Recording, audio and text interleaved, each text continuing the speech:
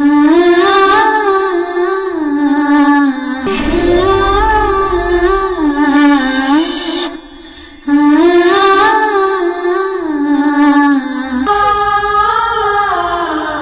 मोहब्बत को बदनाम नहीं करना है। न तेरे बिना जीना है, न तेरे बिना मरना है। You cheater! जब तुम ठीक हो तो बाहर से मुंह लटका के क्यों खड़े? वो लोग तोहरा के सरप्राइज दिल चाहत हुई। अगर ऐसी बात है तो मैं भी सबको सरप्राइज दूंगी।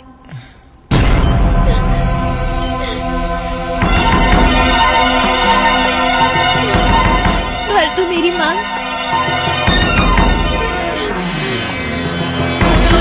पालयिष्यामि या वृद्धबालकादिकं यथा लब्धेन सन्तुष्टा हृदे कन्या द्वितीय। ये सोचने का नहीं, हमारे मिलन का वक्त है। दुःखे धीरा सुखिरिष्टा सुख दुःख विभागिनी नाहं परतरं गच्छे पञ्चमे साग्रमित्पति।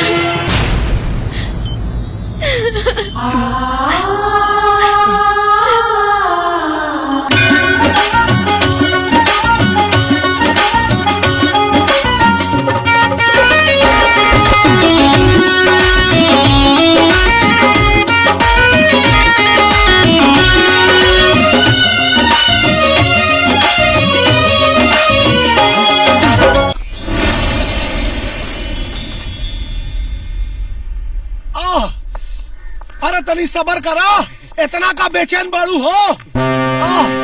अरे एकदम तड़पा था भीतर माल, बाहर निकले खातिर। अब जल्दी भर, ऐसा कुकर सीटी देता। जल्दी भर, आगे जल्दी भर। लोटा धो, मैं कहती नहीं धली, लोटा धो। उस्ताद, एंटीबायोटिक सोच बा। अरे तो फिर 1 मिनट। बॉस, पीछे की स्थिति खराब हो गई का? नहीं बे, अब तो खाली हवा छूटला हवा।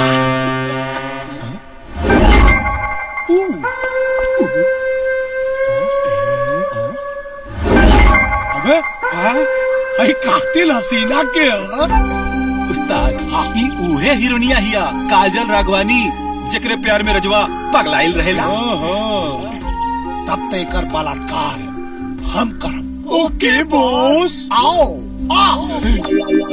तनी गलवा से गलवा सटा ली।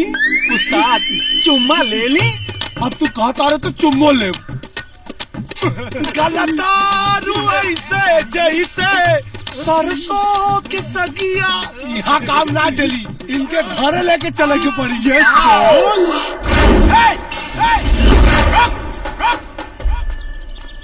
पोस्टर फाड़े के गलती मत करी हा, न तो राजा भैया तहार उठा फाड़ दी हा। फाड़ा का ठेका तो खाली हम ही ले ले बानी। घुंघरू पंडित। और हल बात रजवा के तो बोला, बहुत पुराना हिसाब किताब बा। आज पूरा प्लस और माइनस हो ही जा। हाँ तो 10 मिनट रुक जा, फिर देखा।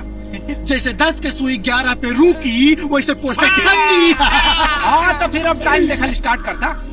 1 2 3 राजा।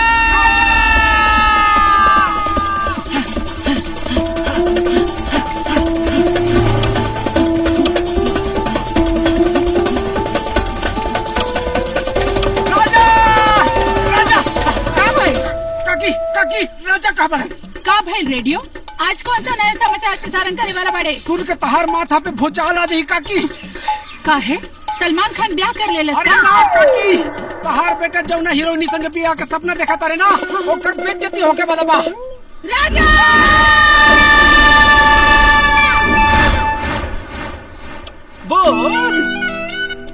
बॉस 11वां मिनट में गृह प्रवेश हो गई। रजवा अभी ले वेलकम ना कैलस। तो फिर पोस्टर फाड़ो प्रक्रिया संपन्न की जाए। ओके बॉस। ओहो, चला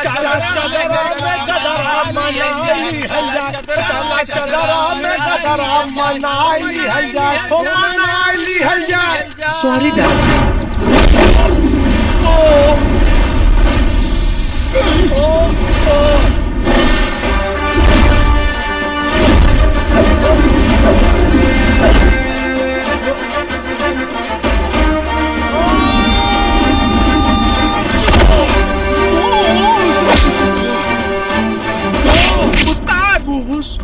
आई लव यू जान, आई लव यू। बॉस ई मोहब्बत पूरा फिल्मी बा, एकदम हीरो की तरह एंट्री मर ले बा। हीरो के एंट्री में नो एंट्री लगाई बा। ए नो एंट्री के चौकीदार, अगर आज के बाद से हमारे जान के पोस्टर के हाथ भी लगाओले ना तब पानी छुए खातिर हाथ दूसरे के इस्तेमाल करे के पड़ी। उस्ताद देखत का बड़ा, एक्शन शुरू करा। हाँ बॉस।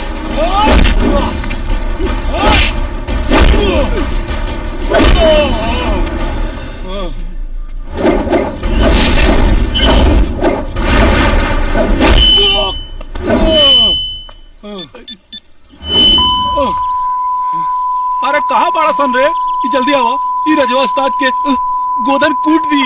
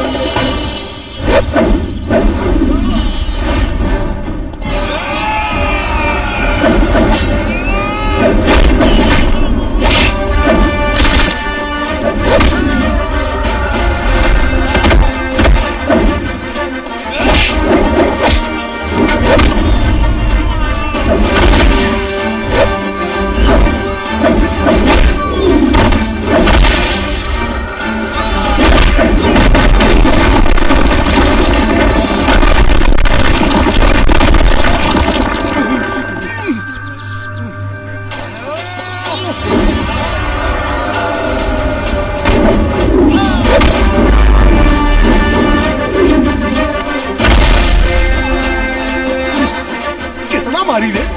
हटा बेटा और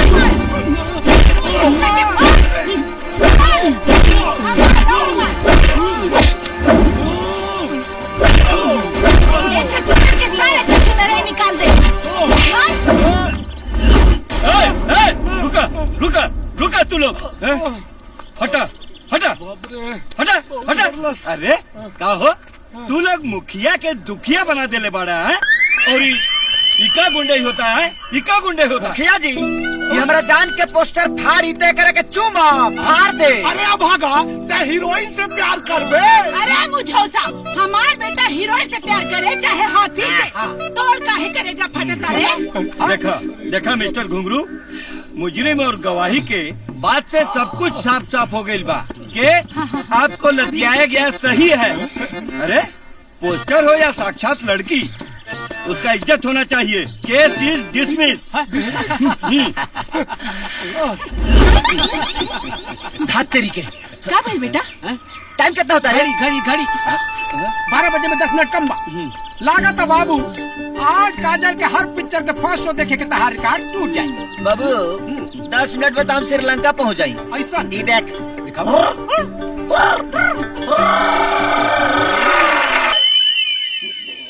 उस्ताद हाँ एगो बात बोली, बोल। हाई तड़िया पीले से तो राउर देही के दर्द दूर हो जाई, लेकिन राउर करजवा में लागल रजवा के आग ना बुझाई। अबे तो अपने दिमाग से ऐसा कोनो फायर ब्रिगेड आइडिया दासन कि पूरे गांव जवार के सामने और रजवा के इज्जत का कचरा बना दिया। बोस हाँ। एगो रामबाण आइडिया बा। बोल। अपना जन्मदिन के शुभ अवसर पे भोजपुरी के सुपरस्टार काजल राघवानी के प्रोग्राम रखवा दी, जे के रजवा अपन मेहरारू बनावे चाहता। जब उस सारे लोगन के सामने नाची तो रजवा ऊपर से लेके नीचे तक झुलस जाई और राउर हरियर हो जाई। कहे मरनी है। अब इतना फंटास्टिक आइडिया पहले कहले देले रे ढोलकिया। लेकिन काजल के बोलाई की। अरे महाराज पैसा फेंकी तमाशा देखी। एगो प्रोग्राम करे वाले कंट्रैक्टर के हम जाने ली, 5 लाख रुपया दी, काले सट्टा बुक हो जाई। 5 लाख? डोंट बेरी बॉस, 5 कट्ठा, बस 5 कट्ठा बिकाई और राउर के जन्मदिन पे गर्दा गर्दा हो जाई। अरे वो राजा के इज्जत का बाजा बजावे खातिर 5 कट्ठा काबे 10 10 कट्ठा बेच दे। बस 10 कट्ठा बिकाता। हम एगो हार मंगनी त जेब में फूटी कौड़ी नहीं के हां। अब फिल्मी हीरोइन के बुलावे खातिर 10 कट्ठा बिकाता। अरे औरत गलत टाइम पे एंट्री मारे ले। मर्दन का जरूरी मीटिंग चलत बा। आउट। हम सब पूछतानी कौन जरूरी मीटिंग चलत। ओहो जा भाई बेकार में। यस बॉस 5 कट्ठा बेचे खातिर ग्राहक ढूंढा सन। Yes boss. काजल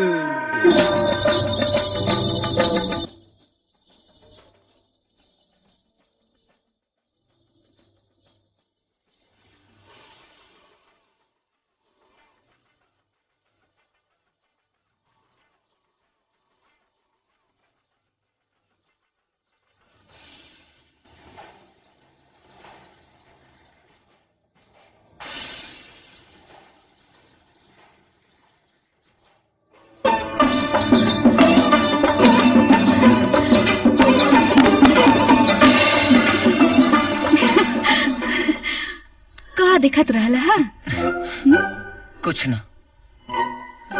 जहाँ मनवा ओइजे देखला। ये तो तोहरी प्रॉपर्टी है। देखा दूसरा के प्रॉपर्टी पे कब्जा करके हमके कौनो शौक नहीं के। ट्रैक्टर के चाबी दाम के खेत जोते जाए के बा। हमार परती कब जोतबा? जहिया धरती फाट जाई या भूकंप आ जाई तहिया। चला चाबी दा। हाँ? हम तो सुनामी के इंतजार करतानी। हिम्मत बात तो निकाल ला।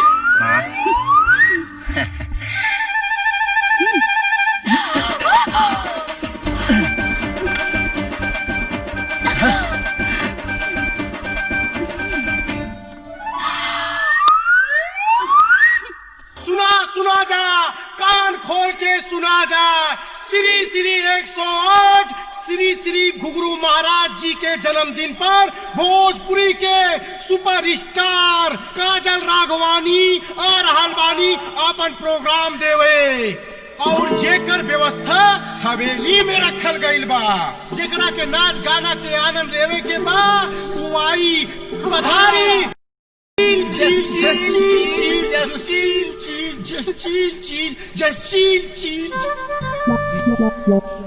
ढोलक गोईठा सुलग गई बा। अब तो आग लगिए जाई। भैया प्रोग्राम देखे जरूर आई, जरूर आई, जरूर आई। सुन ले भाई, अपना गांव में काजल आवे वाला बड़ी। यस। अब ये मत कहिया कि तोरा मोहब्बत के चुमुक उनका यहाँ खींच के ले आ रहा। देख रेडियो, आज तोर झकास बाड़ी केंद्र सही समाचार बतावले बा। तो सुन रेडियो, हम अपना बेटा के ऐसन सजा के भेजब ना हमार होखे वाली बहू देखते पसंद। बेटा से ढेर पागल तो महतारी भी पता ना काजल के कौन दशा हुई। आज मेरी यार की शादी है, आज मेरी यार की शादी है। पहन के आया भाई रे, हमार झकास वाणी बता रहा है। झकास बाड़ी केंद्र बंद कर। मोहब्बत का मामला है बाबू। अच्छा, देखने के बाद दीदार तो हो ही जाएगा ना। जिया राजा बहुत जच रहे हैं बॉस। रजवा भी गुलदस्ता लेके छक्का मारे खातिर तैयार बा। टेंशन मत ले, ऐसा बॉल फेंकब ना कि क्लीन बोल्ड हो जाए। ओके बॉस।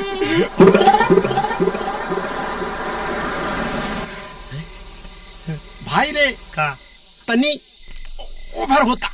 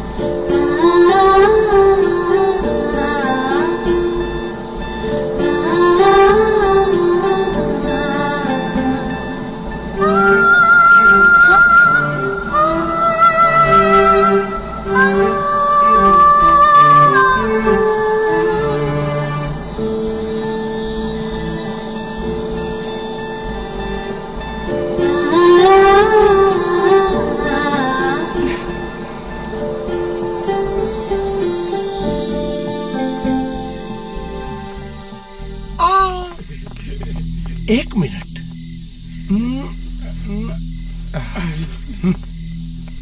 बॉस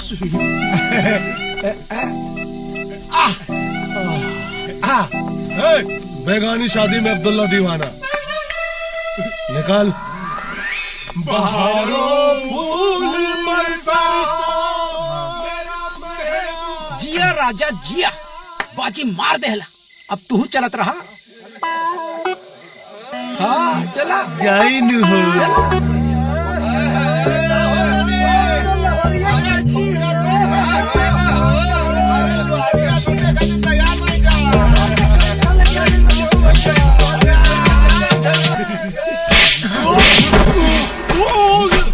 घुंघरू ई तोरा बाप के तिजोरी ना है जे कहीं पैसा ठूस देवे।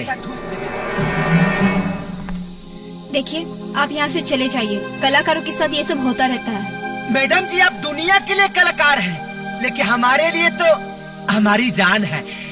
क्या बकवास कर रहे हो? मैडम जी हम बकवास नहीं कर रहे, हम आपसे बहुत हड़ा वाला मोहब्बत करते हैं, निचोड़ वाला। गाँव वाला भी सब जानता है। काजी करते हैं, हम मोहब्बत करते हैं ना। हाँ करते हैं। मैडम जी गाँव वाले भी जानते हैं कि हम आपसे कितना मोहब्बत करते हैं। थोड़ा जोर से बोलो। हाँ कि हैरानवा कितना प्यार करता है आपसे। मैडम जी हम आपसे बियाह करना चाहते हैं, अपना मेहरारू बनाना चाहते हैं। आई लव यू मैडम जी। हाँ?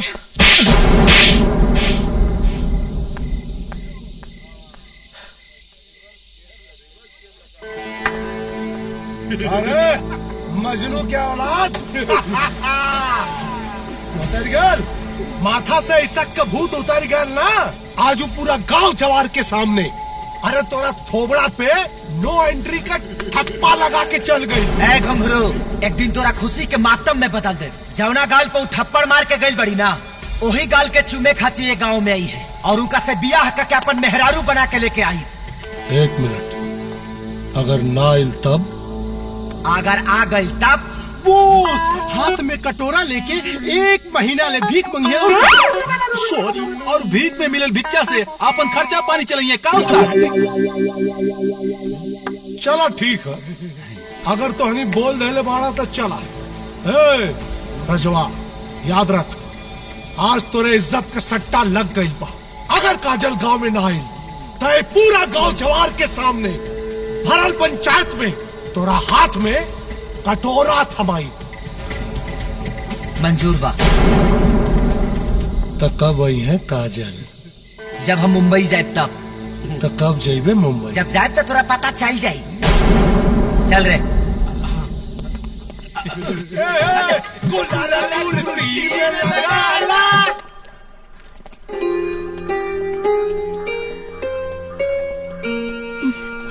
रुक कहे गए बेटा?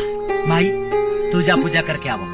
अब तो ये मंदिर में पाँव हम तबे रखा जब हमारा साथे काजल रही है। ठीक बा। तो ठीक बा, अब तो हमू तबे जाए जब भौजी आई है। तब तो यही गिरा। हाँ खड़ा हो जो। जब राजा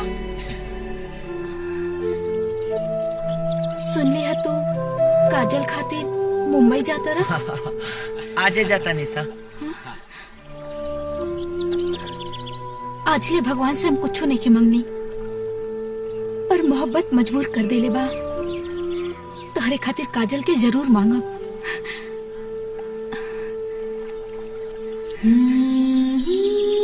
कहल जाला कि मोहब्बत मगरूर के गुरूर तोड़ देला। जब दीवानापन हाथ से गुजरेला तो दिल से दिल के रिश्ता जोड़ देला।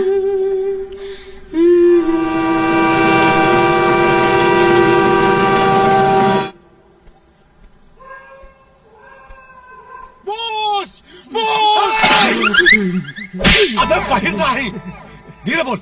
गईल भैंसिया पानी में। मतलब अब बहने पता चलल है रजवा काजल खातिर मुंबई चल गई। वेरी गुड, फैंटास्टिक, मजा आ गया। बाप मरना अंधारे में और बेटा का नाम पावर हाउस। अरे यहाँ तक कजली खाली होके थप्पड़ मर ले रहे, शहर से तब जुत्ती मार के भेजी। उस्ताद हाँ। कहीं लसिया गई तो का हुई? हुई का बोस के हाथ में हुई कटोरा और गली गली बंगे भी। दे दे राम दिला दे राम, दे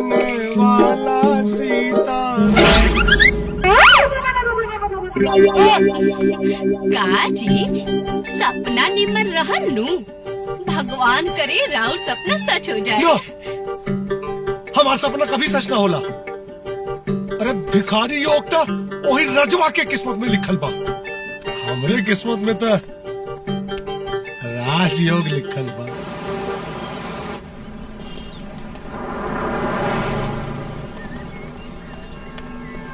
यार बंधु बुझा ताकि चलत चलत अगड़ी पगड़ी झुरा जाए।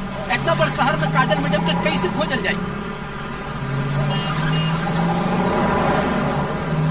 अब का भाई एक गाड़ी में मैडम जी बाड़ी, काजल मैडम जी बाड़ी। क्या बात कर रहे हैं? मैडम जी, मैडम जी, हाँ मैडम जी, मैडम जी, मैडम जी, मैडम जी, मैडम जी। राजा राजा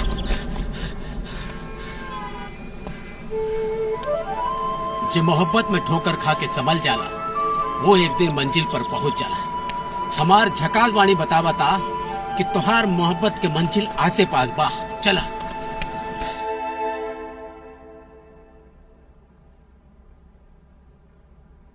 अरे भाग्यवान जल्दी चाय लाओ, मगज ब्लॉक થઈ ગયો।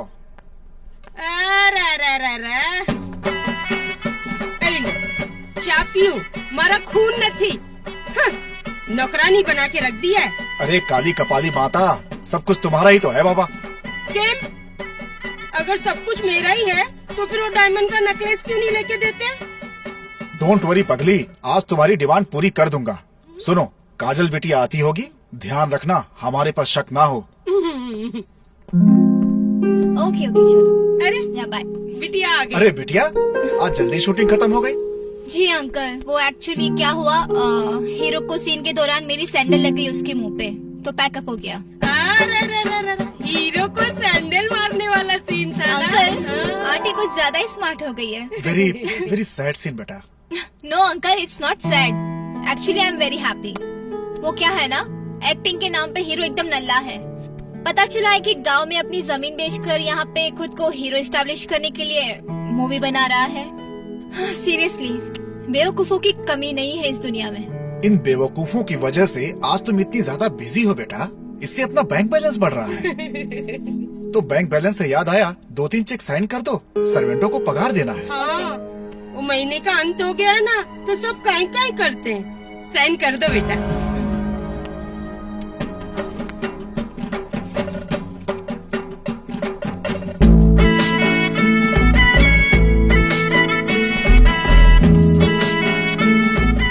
फिर क्या कल सुबह शूटिंग होगी तो टाइम नहीं मिलेगा ना?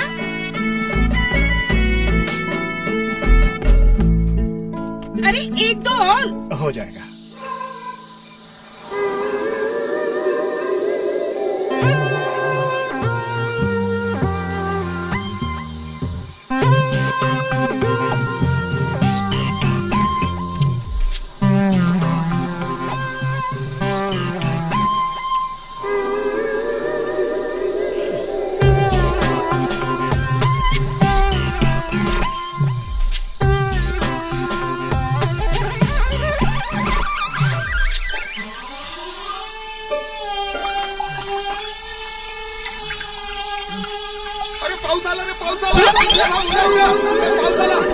त्याच्या महिला अरे पाऊस नको आला रे, ये मेरे पे भूत मारा रे।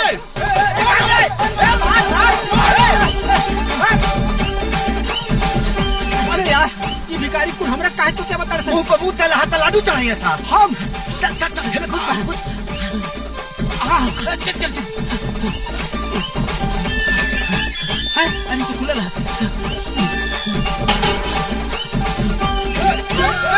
कुठे गेला रे? कुठे गेला?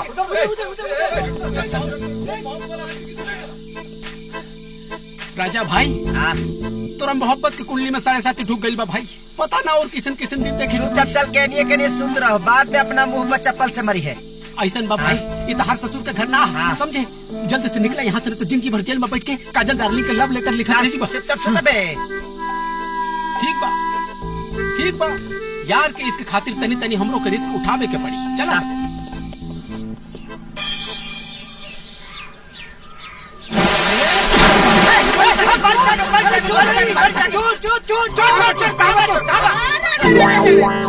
वॉचमैन जरा इन लोग का बैग चेक करो, क्या क्या चुरा के रखा है। जल्दी लाओ।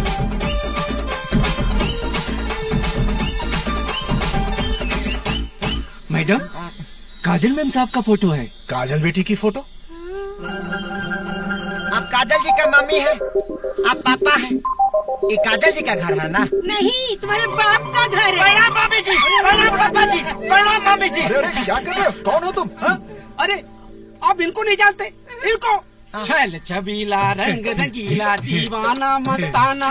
अरे ये है राजा भैया, काजल जी का बहुत बड़ा फैन है। तो कहा है ना मम्मी जी, जब से काजल जी हमारे गांव में प्रोग्राम देने गई थी तभी से कुछ ज्यादा पगला गया है। अपना गांव छोड़कर काजल जी का सेवा करने के लिए यहाँ मुंबई आ गया है। अरे वो सब तो ठीक है, पर तुम लोग अंदर घुसे कैसे? रात का बात था, भिखारियों का साथ था। रात का बात था, भिखारियों का साथ था। हम भाग रहे थे, वो दौड़ा रहे थे। फराटा मार के सो रहा था, हम फराटा मार के ठोका। ये कुंभकर्ण का औलाद तो आपका घर में लुटवा देगा। निकालिए इसे और हमें रख लीजिए। हम आपका सेवा करूंगा, वो भी एकदम फोकट। अब हम भी करूंगा फोकट में सेवा। अरे ललिता, महंगाई के इस जमाने में फ्री के नौकर मिल रहे हैं। सामान लेके चंपत हो गए तो सू करवा लूं? अरे नहीं नहीं, ये तो सोचो, जो आदमी इतनी दूर से बिटिया की सेवा के लिए यहाँ तक आ सकता है, सोचो वो कितना बड़ा दीवाना होगा। और मेरा ये एक्सपीरियंस कह रहा है कि दीवाने कभी धोखा नहीं देते। बाकी बात बिल्कुल। सारू छे। ए वॉचमैन, आज से थारी छुट्टी थाई गई। Get out. इसका मतलब हमारा गृह प्रवेश हो गया। हो गया। सामान उठाओ और उधर कमरा जाओ। मैं बाद में आके काम बताती हूँ। हमारे मैदान के लिए है ना साहब? सब जाओ। बहुत बहुत थैंक यू मम्मी जी, पापा जी। बहुत बहुत थैंक यू मम्मी जी, पापा जी। बहुत बहुत थैंक यू मम्मी जी। अब तो इसके पगार का पैसा भी हम रख लेंगे। देख ली रेडियो, मन संगा तो कठौती में गंगा। मान गई नहीं यार, तोरा मोहब्बत में दम बा। भगवान सीधा काजल के घरे में पहुंचा दे। अब का दिल में घुसे के रास्ता बनावे के बाद। वाह जिया गुरु। क्या हो रहा है? कुछ नहीं। अब ये बताओ, तुम दोनों में से चाय कौन अच्छा बनाता है? मम्मी जी, हम सुपर फास्ट चाय बना लेते हैं। Very good. सुपर फास्ट चाय बनाओ और सुपर फास्ट मैडम को दे के आओ। ओके? मिल गई रास्ता, अब पहुंच जो दिल में।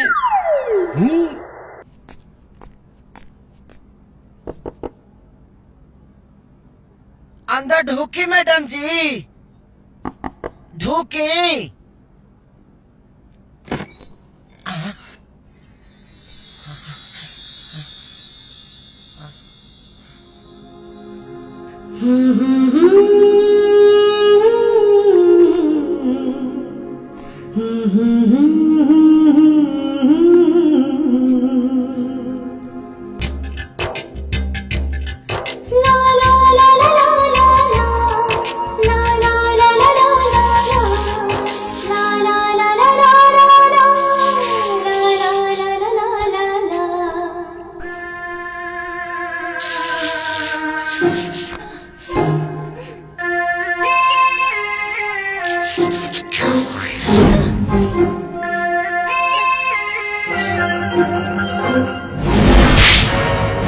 ये मजनू की औलाद यहाँ कैसे आ गया?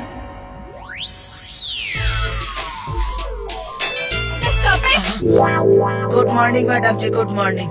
Just shut up. तुम मेरे ही घर में, मेरे ही बेडरूम में घुस के मेरे ही कप में कॉफी पी रहे हो? तुम्हारी इतनी हिम्मत कैसे हुई? गलती से मिस्टेक हो गया। किस पागल ने तुम्हें अंदर आने दिया? वो पापा जी। पागल है का? दरअसल बात ऐसा है ना कि आज से हम आपका सेवक हैं। आप खिसियाइए जान, हम अभी अभी गुड मॉर्निंग वाला चाय बना के ला रहे हैं। Sorry, coffee.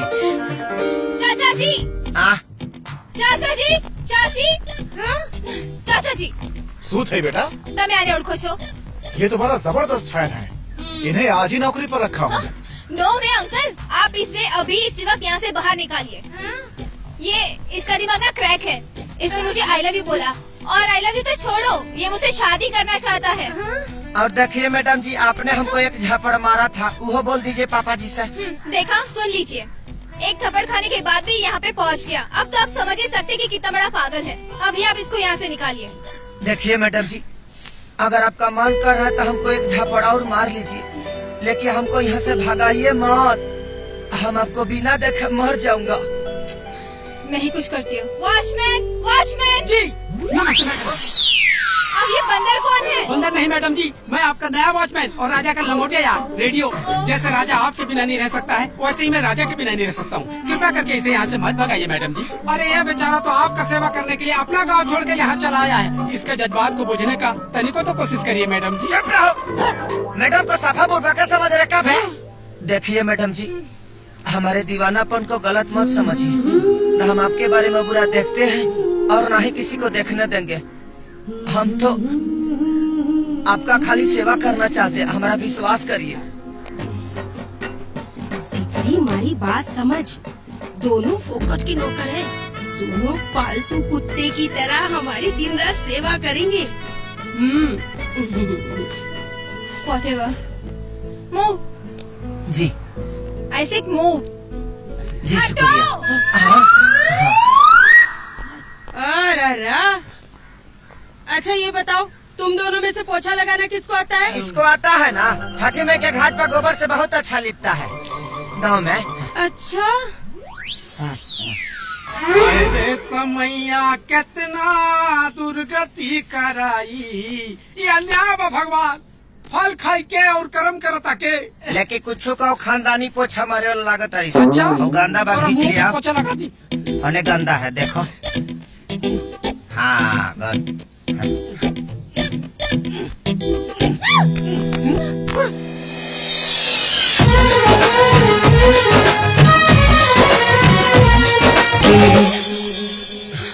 मुझे टच करने की तुम्हारी हिम्मत कैसे हुई? अगर मैं आपको नहीं पकड़ता तो आप गिर जाती, आपको चोट लग जाता और दर्द मुझे होता। जाओ जाके मेरे सैंडल लेके आओ। हाँ जी सर। जी मैं 8 बजे तक पहुंच जाऊंगी। Don't worry. हाँ बिल्कुल। ओके बाय। जल्दी लाओ।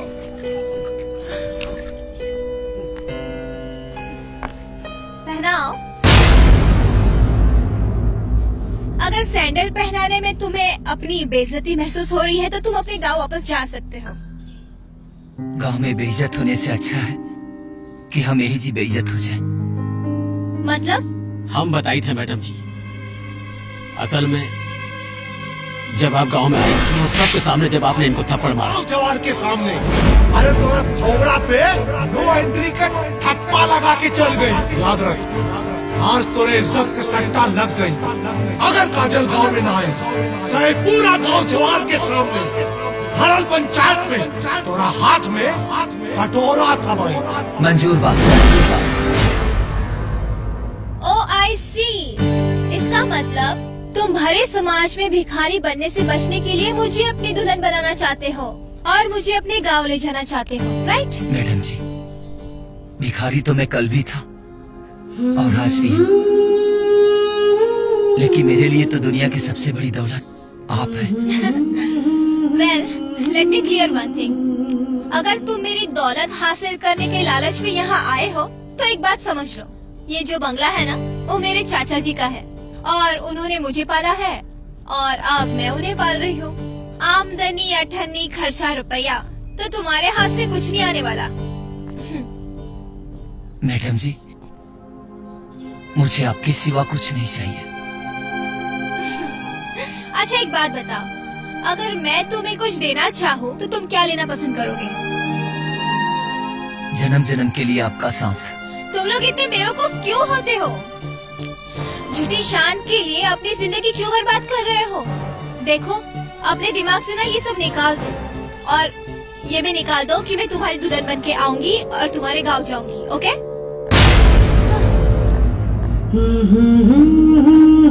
अगर दिमाग में रहतू तब नु निकाल देती, लेकिन तू तो दिल में बस गई बड़ू। हेलो बेटा। गोड़ लगता नहीं माई। खुश रहा बेटा। और दोबारा कहाँ? आज बानी लौका खरीदे। लौका? अच्छा ये बतावा, काजल से भेंट भाई हा कि ना तोहरा? अरे ना ना माई, ऐसा कोनो बात नहीं है, हम तो काजले के कोठी पर बानी। अच्छा अच्छा, तो ये बतावा कि काजल से बातचीत होला तोहरा कि ना? ना माई, वो बहुत प्यार से बोलेली। वो कहा ना माई कि वो रेडियो बोल देले बना क्यों कैसे बियाह का क्या हम गाँव लेके जाए वाला बानी। अरे बेटा, तब तो खूबे खिसिया गए हुए। अरे ना ना माई, तू तो बहुत प्यार से बोले और जहाँ प्रेम होला वहाँ खींच पीट ज्यादा दिन तक लेना टिकेला। ठीक बा बेटा, हमारा आशीर्वाद तुम्हारा साथे बा हमेशा। हमरा बहू के जल्दी लेके आवा। हाँ, अपन ख्याल रखिए। हाँ बेटा। भाई रे, हमार एगो कहना मान ला का अपन दिल मजबूत कर ला। अरे आखिर कब ले बेइज्जती बर्दाश्त करबा यार। जब तक ले नफरत के खंजर हमारा दिल के चीर के न निकले। क्या बकबका रहे हो? काका काका कुछ ना, सोते के कोशिश कर रहे हैं लेकिन ये नहीं लग रहा है। तुम ना मानसिक रूप से थोड़े बीमार लग रहे हो, तुम्हारा इलाज जरूरी है। 5 मिनट के अंदर मेरे रूम में आओ। रूम में कौन इलाज होला रे? भाई भागे के लहान लगा के चाहिए, कहीं पटक के लाते मुंह के काढ़े जन। जस्ट फील ना, चीर आ रहा हूँ। हाँ आइए।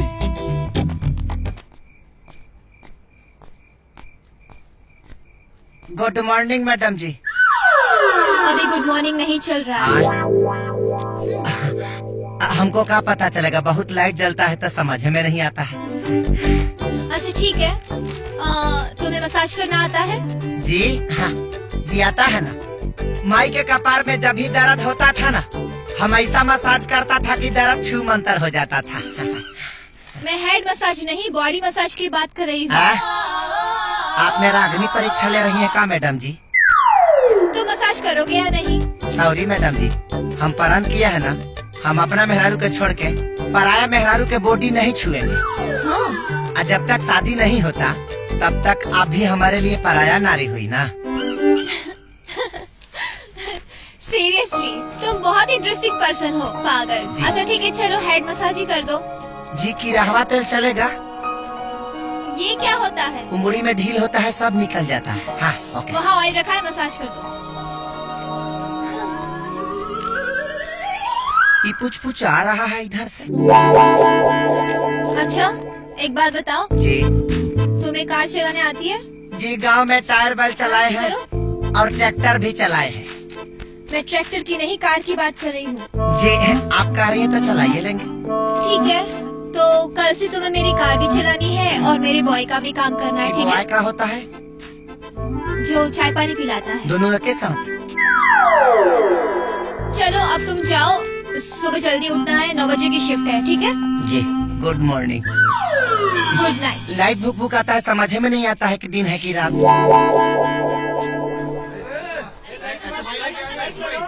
अरे मोहिनी, डोंट वरी, मैं बिल्कुल टाइम पे तुम्हारी पार्टी में पहुंच जाऊंगी, ओके? नाउ यू एंजॉय एंड हम रात को मिलते हैं, ओके?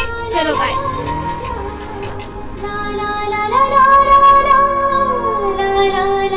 अरे पगलू, आगे देख, बच्चे की जान लेगा क्या? अरे मैडम जी, अरे मरे से डर लगता है ना। अरे अक्ल के दुश्मन, मौत से सबको डर लगता है।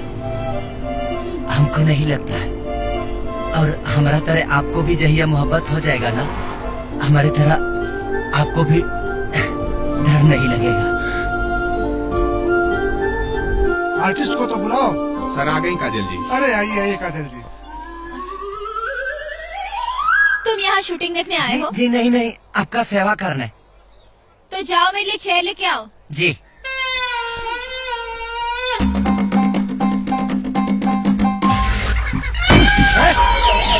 तुमको पहला वैकेंसी हुआ है, नया आया हूँ, मैडम का कुर्सी ले जा रहा हूँ। क्या मालूम कहाँ से स्पॉट। अरे वो दुष्यंत कहाँ है? सर वो बाथरूम में, उसका पेट गड़बड़ा गया है। दुष्यंत का? जी। अरे यार उससे बोलो बाथरूम में ही एक्टिंग करा। कोई दूसरा आर्टिस्ट देखो फटाफट, टाइम नहीं है, बहुत टाइम लग रहा है यार। सर वो देखिए, वो चलेगा क्या? वो? अरे यार तुम स्क्रिप्ट पढ़े हो? अपने स्क्रिप्ट में यंग विलेन है यार, वो बुढ़ा आदमी चलेगा? यंग विलन जिसका दीवानापन पागलपन के हद से गुजर जाता है। कोई दूसरा देखो जो विलन जैसा हो। सर जी क्यों ना आप मेरे बॉय को ट्राई कर लेते हैं? ये जैसे आपको चाहिए वैसे सारे गुण मेरे बॉय के अंदर है। Nice, good suggestion. Ajay ji. Makeup कराओ इनको। मैडम जी हम फिल्म वाली में काम नहीं कर सकते हैं, हमको शौक नहीं है। तो मेरी बात नहीं मानोगे? कह रही है तो मान लेंगे। हाँ मेकअप करवाओ और कॉस्ट्यूम परफेक्ट है। आइए अरे नहीं नहीं नहीं, हम कपड़ा नहीं पहनेंगे। ये कपड़ा हम जगदे के बाराती के लिए अच्छा खरीदे लगा। हैं। अरे नहीं, कुछ अच्छा नहीं है। होगा, चलेगा। ये अच्छा लग रहा अब हाथ हट जाएगा है। तो नहीं हटेगा सर, आइए ना, आइए सर, आइए आइए।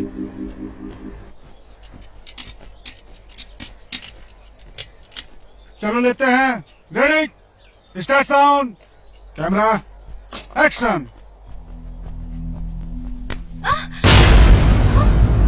एड़े यहाँ लोग के सेफ खाए के नहीं मिलत और तू चला के मारता डा? सेव के छोड़ा तो रुसवाई हमार दिमाग इतना खौचिया दे बा कि मन तो करे था कि बम चला के मार दी, लेकिन तू तो खुदे एगो बम बाड़ू। गुड। आइंदा हमसे बदतमीजी कैले ना तो जब ई बम भड़क जाए तो दुनिया के कौनो पागल खाना में तोरा की जगह ना मिली। हमके कहीं और ना, तोहरा दिल में जगह चाहिए। ये तुम क्या बकवास कर रहे हो?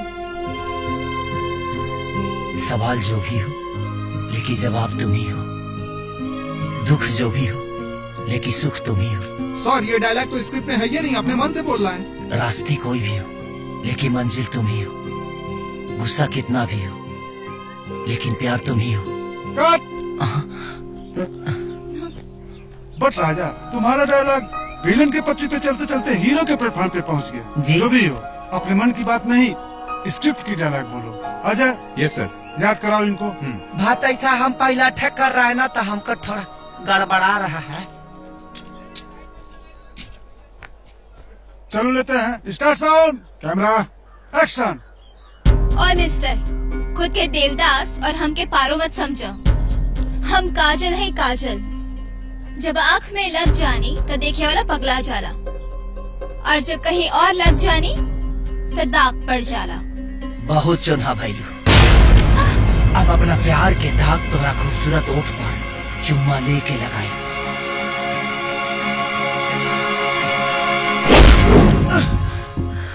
हमरे लात के चुम्मा कैसा लागल दुष्यंत सिंह? जे हमरा के डिस्टर्ब करेला ओकर जीवन हम डिस्टर्ब कर दिले।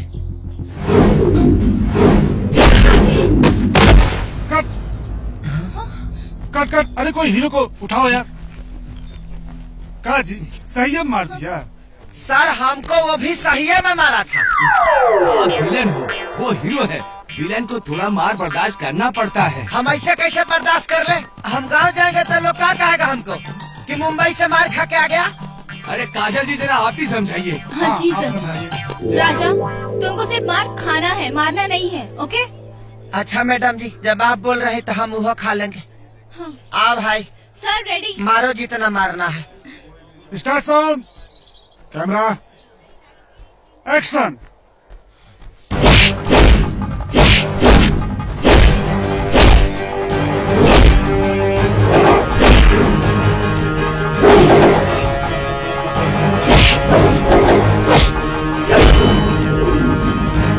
सर देव जी राजा को सही में पंच मार रहे हैं।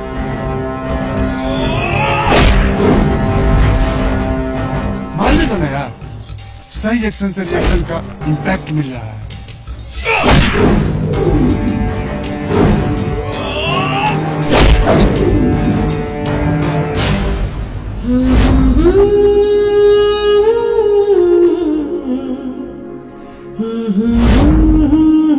सर इस साल ना बेस्ट डायरेक्टर का अवार्ड आप ही को मिलेगा। अबे तारीफ कर रहा है कि जूता मार रहा है? सर हम तो आपको खाली चप्पलें पहना रहे हैं।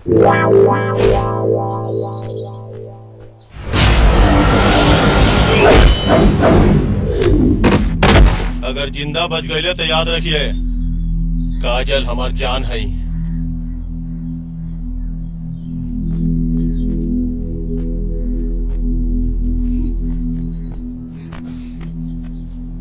करेक्ट। वाह, क्या बात है। कैसे कर लेते हो? बहुत अच्छा। शिफ्टिंग दूसरे फाइट के लिए। लागल है ना? ओके सर। दूसरी फाइट के लिए रेडी हो जाओ। स्पॉट, चेयर लेके आओ। वाइट, पानी दो। लीजिए सर पानी।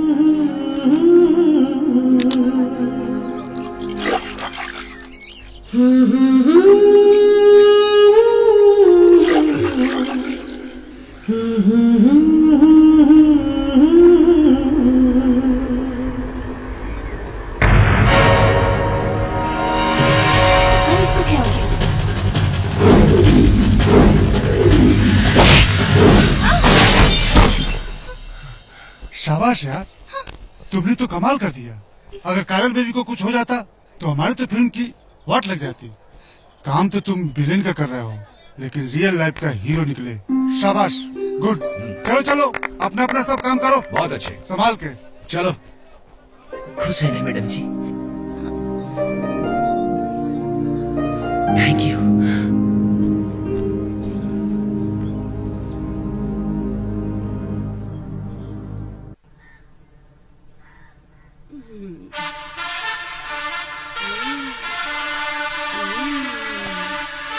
Radio radio. जी जी जी मम्मी जी। क्या करता है?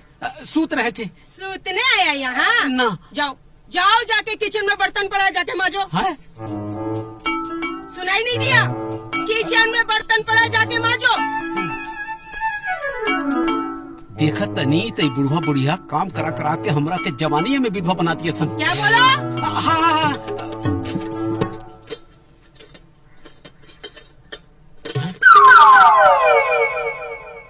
जब ये मशीनवा है ये है तो फिर हमको अपना हाथ घिसने का क्या जरूरत?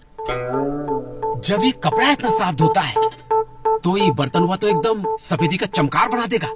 यही ठीक है। हाँ।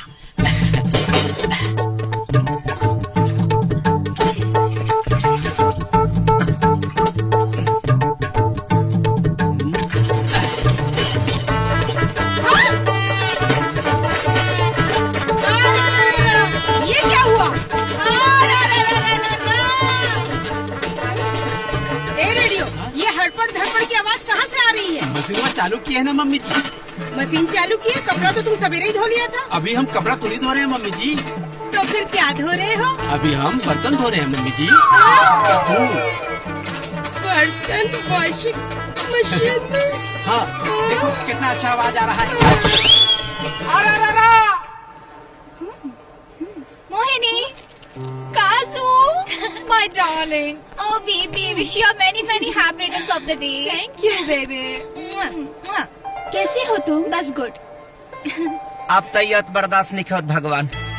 मरद के उल्लू बना के पीछे पीछे घुमाओ तारी, आ लड़की से लाभ फरमाओ तारी। हार किस्मत फूट गई भाई। बहुत जीता लेस्बियन पिया। मतलब ही कि एकरा के आदमी में ना औरत में इंटरेस्ट बा। राजा, राजा, this is for you. Thank you. Hi, handsome. I am Mohini. प्रणाम। काजू डार्लिंग, ये कोई भोजपुरी फिल्म का नया हीरो है क्या? नो यार, ये मेरा बॉय है, राजा बिहारी। ओह, एक बिहारी 100 पर भारी। You know, बिहारी बाबू। लागता कि आप भोजपुरी फिल्म बहुत देखती है ना? डार्लिंग, मुझे भोजपुरी हीरो पसंद नहीं है, मुझे तो रियल हीरो पसंद है। काजू डार्लिंग, मुझे ना तुम्हारे हैंडसम बॉय के हाथों से एक पटियाला पैक पीना है। Of course, why not? राजा, जाओ हमारे लिए 2 पैक बना के लाओ। जी 2 पैक बना के लाओ।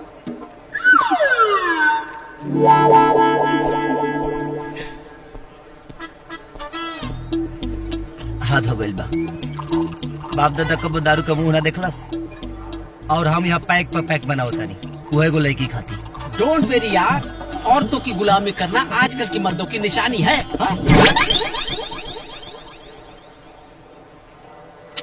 इतना हैंडसम बॉय तुम्हें कहाँ से मिला? ये तो बिल्कुल हीरो टाइप का लग रहा है। Come on यार, it's just a boy. Oh. Oh, thank you. Cheers, Cheers. काजल जी, जस्ट अ मिनट। या कमिंग, मैं आती हूँ। Okay.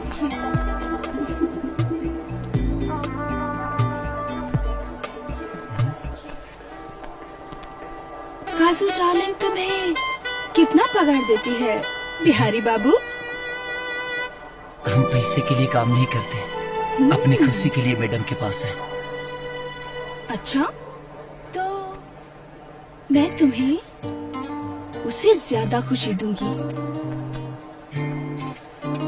तन से भी और धन से भी मेरे बॉय बन जाओ।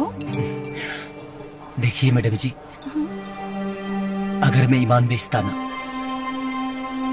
तो शायद दुनिया का सबसे अमीर आदमी होता। Good thought. तो बॉयफ्रेंड बन जाओ।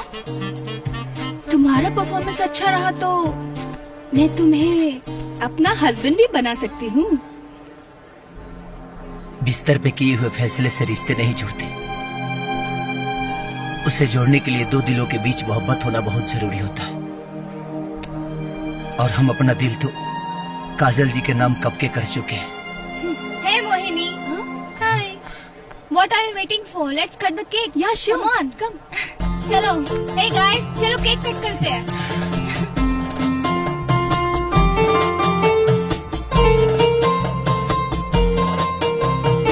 Happy birthday to you. Happy birthday to you. Thank you. Happy birthday dear Mohini. Happy birthday to you.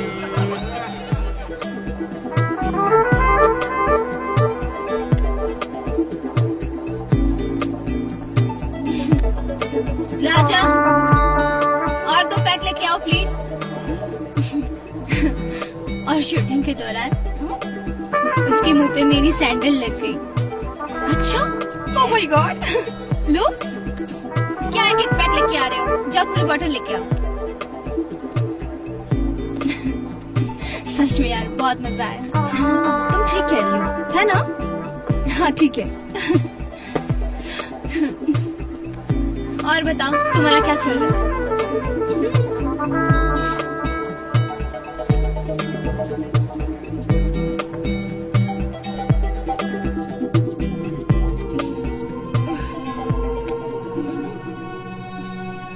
Madam जी, मैडम जी, राजा, मैडम जी, राजा वो लुढ़क चुकी है।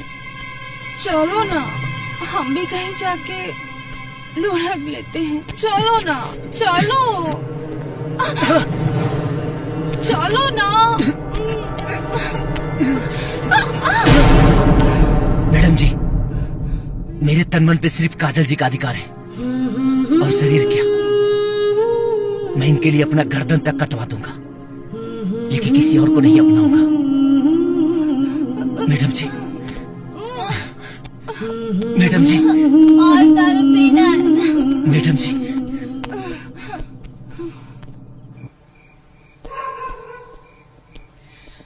और दारू चाहिए। का रे बाबू शादी से पहली पेनल्टी मार दे का। अपन चोंगा बांध कर ई दारू पी ले बड़ी। हाँ भाई रे हाँ की बेवड़ी में हरारू के भूल जो। हाँ हमरा आज बुझा गई भाई। हाँ तारा से का ई बिहार के कौना मरद से बिहाना करी हन। काहे? अरे यार बिहार में दारू बंद हो गई बा। हाँ अगर कहीं रात बिरात जरूरत पड़ गई हाँ तब का होई? अगर एक को किसी कहूँ घर में पकड़ा गई हाँ। तब पूरा घर सील। हाँ हाँ देख बेटा, हम मजाक के मूड में बिल्कुल नहीं है। अच्छा ओवरलोड बहुत ज्यादा है। हाँ देखा तनी। ई बताओ मम्मी पापा कहाँ हैं? मम्मी पापा हाँ बुढ़ौती में जवानी के मौसम आयल बा। हाँ सिनेमा हॉल में कुर्सी तोड़े गई बा। हाँ? हाँ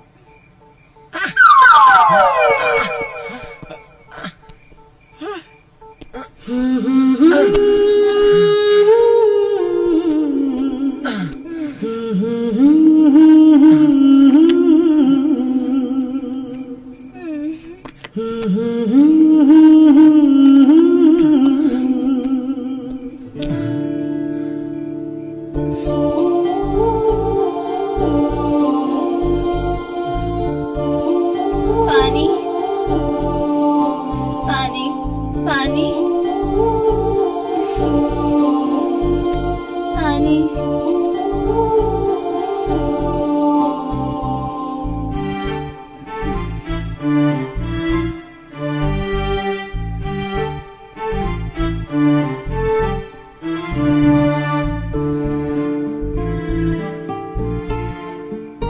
का भगवान कहाँ बैठल बड़ा? देखा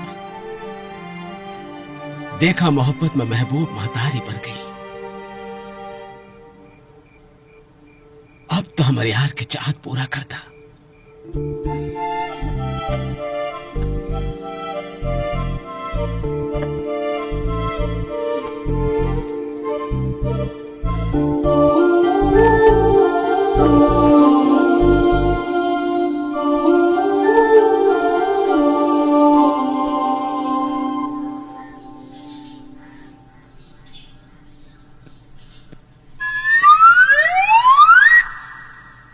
गुड मॉर्निंग मैडम जी। Good morning.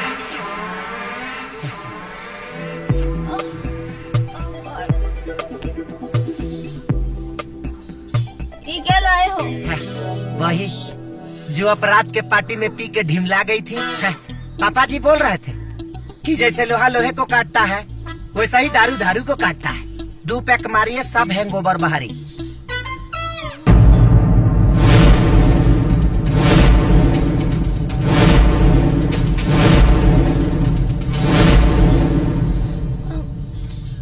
कहीं तुमने मुझे अपनी गोद में तो नहीं उठाया था ना?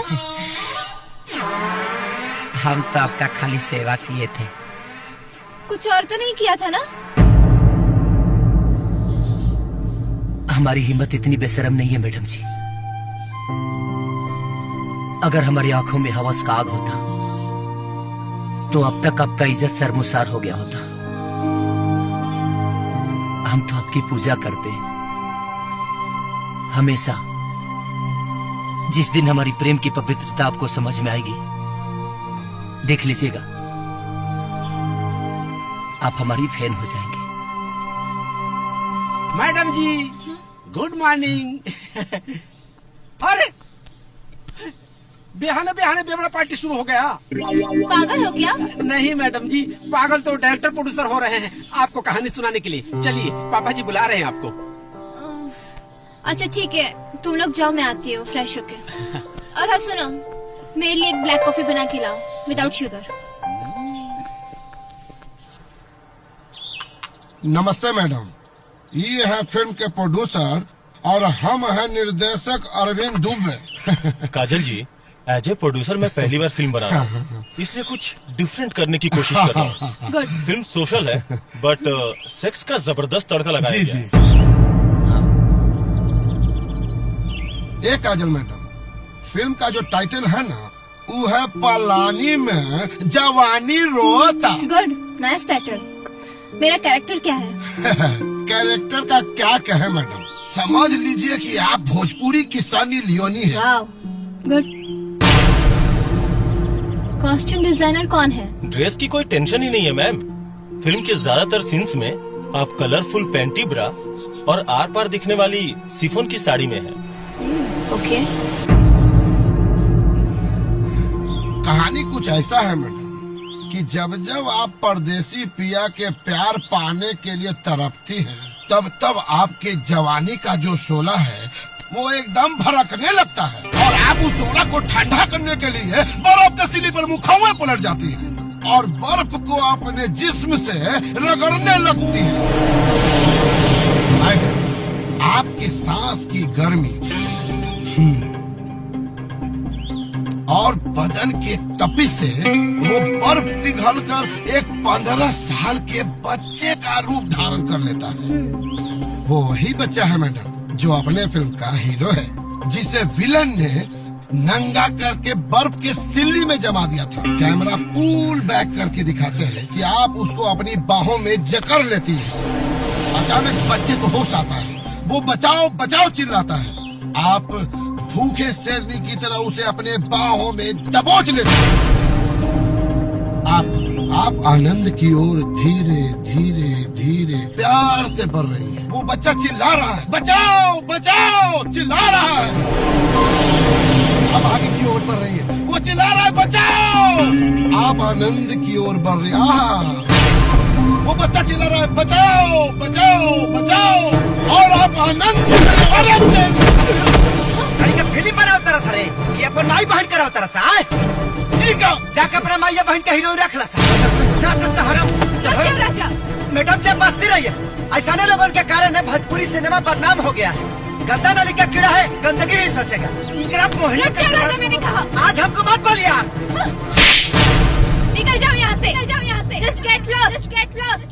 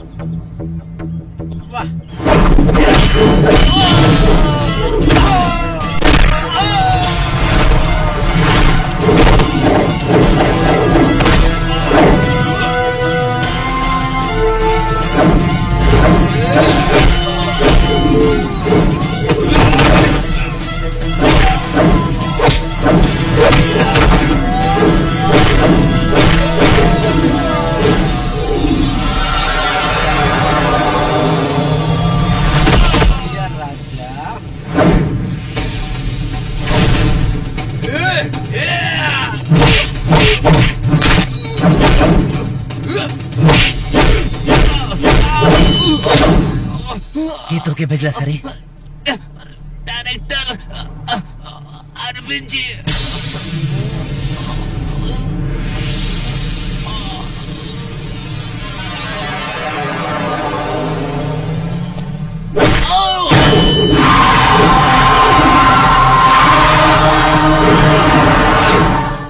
अब ढोलक पिस्तर आवे कि बड़बे बे बाट ली बॉस। एक और कुकुर अभी ले जिया बा, देखी तो जरूर भोगी। शुरू हो गल तो ड्रामा। अरे बहुत तेज घाम भइल बा मर्दे, तो हार कपाल बत्थे लागी। आओ देखी बॉस, चल ओढ़ ला। दिलवाला बगैर दुल्हनिया के बैक टू पवेलियन आ गई। मुबारक हो बॉस, रउआ भिखारी बनला से बच गई नी। हम तो तकलीफ समझता नहीं यार, लेकिन क्या करबे, हालात के सामना तो कर ही के पड़ी। चल हीरो, एक मिनट।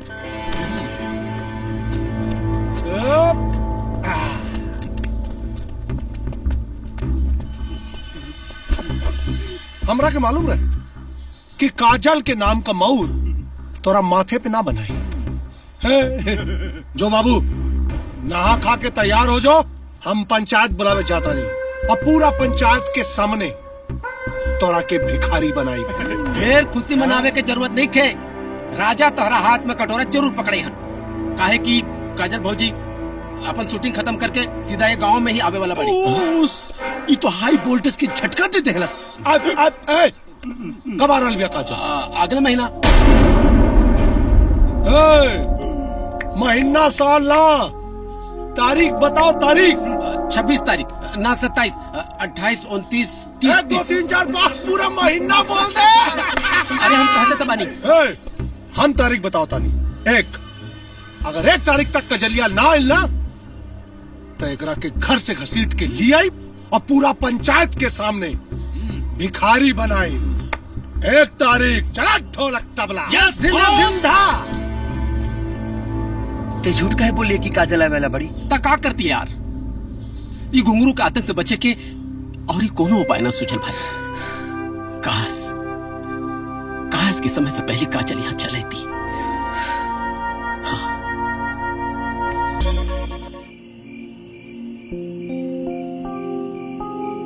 क्या बात है बेबी, ये तुम्हारे चेहरे पर मायूसी का मेकअप क्यों चढ़ा हुआ है? कुछ नहीं यार, बहुत अजीब सा फील हो रहा है। हाँ? कुछ अच्छा नहीं लग रहा। डोंट वरी बेबी, ये तुम्हारे वीरानेपन की दवा ना तुम्हारे पास ही है। मतलब वो तुम्हारा बॉय राजा किधर है? वो अपने गांव चला गया। गांव चला गया? जहाँ तक मैंने राजा को समझा है, वो इतनी आसानी से तुम्हें छोड़ के जाने वालों में से नहीं है। हाँ, जरूर तुमने ही उसे भगा दिया होगा, है ना? क्या करते यार, वो घर आया, प्रोड्यूसर डायरेक्टर पे उसने हाथ उठा दिया। अच्छा, हाँ जरूर उन लोगों ने तुम्हारे साथ बदतमीजी की होगी, इसीलिए उसने ऐसा किया होगा। मैंने राजा को आजमाया है, मैंने देखा है उसका दीवानापन। वो तुमसे बेइंतहा मोहब्बत करता है। तुम्हारी खुशी के लिए वो अपने आप को भी बलि चढ़ा सकता है।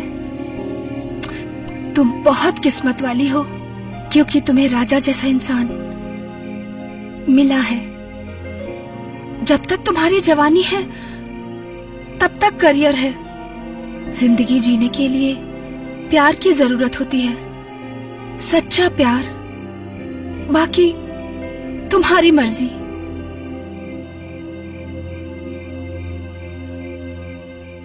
मंगल भवन मंगलहारी दर दर दर। हाँ? काकी हो, हमने मंदिर से आ गए निशान। आई राजा साहब अभी ले दतूने करते पड़े। माई लगता है कि मंदिर के प्रसादी कुछ ज्यादा ही चुरा के खा ले लेबा, यही से एकरा दिमाग के स्पीकर झंझनाता।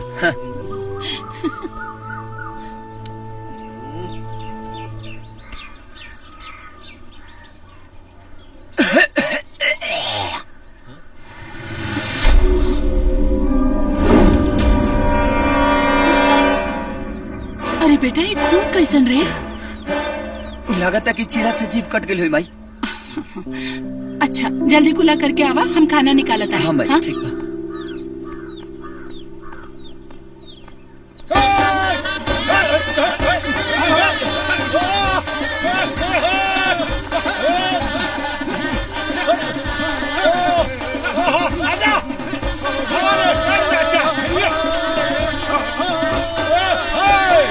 रुक जा।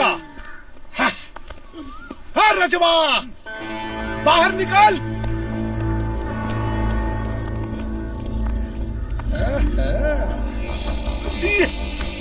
देख कितना इज्जत के साथ तोरा के बेइज्जत करे खातिर ले आयल बानी।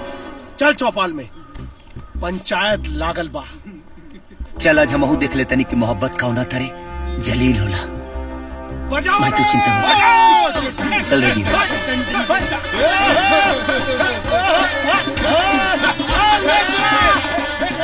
राजा बाबू के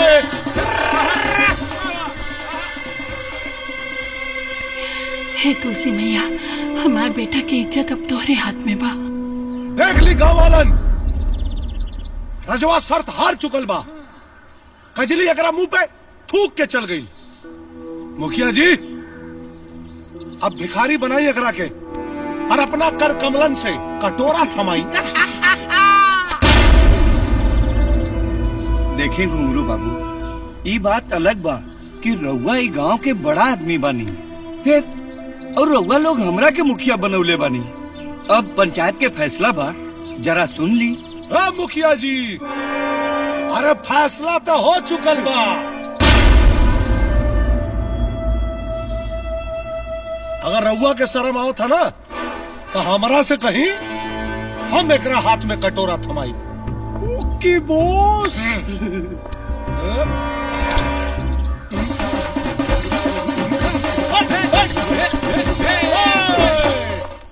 आज से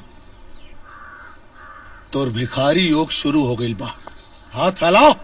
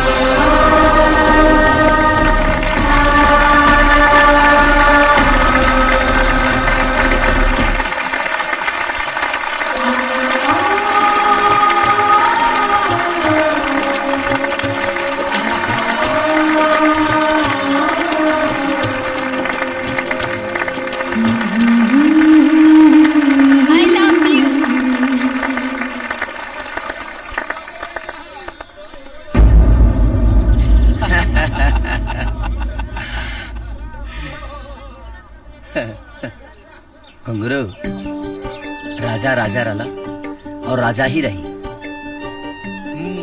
इला घुंगरू ई तो राहत में कटोरा जानता रहा, वर्ल्ड कप के ट्रॉफी खनी लगा था।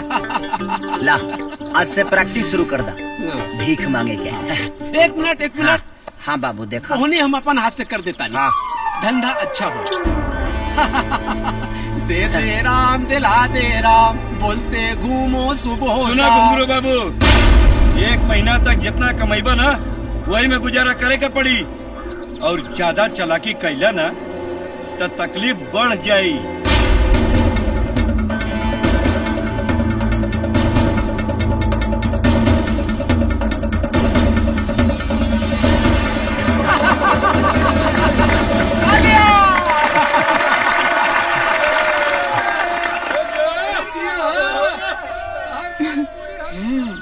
थैंक यू, गजब के एक्टिंग के लिए बनी मैडम जी।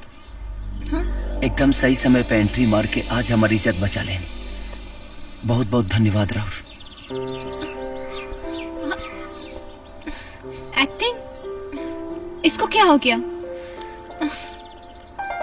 काकी, ए काकी, हाँ? काकी, का भेल खेदुआ? पासा पलट गई काकी, पासा पलट गई। राजा भैया बच गए और वो घुंगरू पाना भिखारी बन गई, भिखारी। अरे वो कैसे रे? वो राहुल होके वाली हीरोइन बहू बिया ना, मेन वक्त में आ गई काकी। सच में? हाँ, रेडियो भैया उनके लेके आओ तारे। हाँ।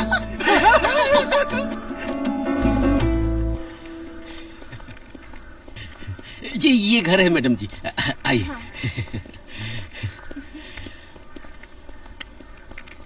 काकी,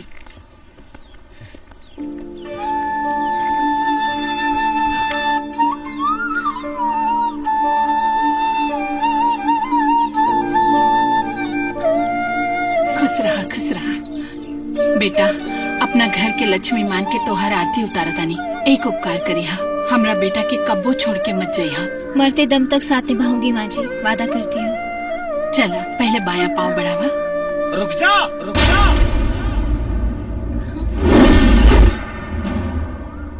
माई ये द्वार पतो ना है कि गृह प्रवेश करा उतारू।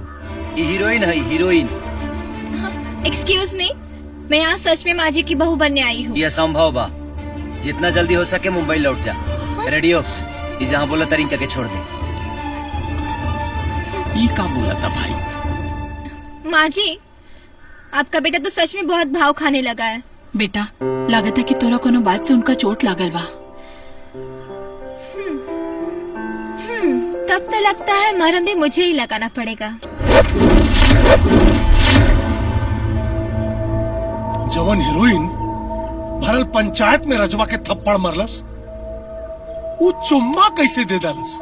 ये चमत्कार कैसे भइल? बॉस, प्यार में बहुत पावर होला। जब दिल के झटका प्लस माइनस में सटेला तो मिले से मजबूर हो जाला। जे मेहरारू के देह में उपाट देला दर्द, उहे होला असली भोजपुरिया मरद। और रजवा तक खाटी मरद बा।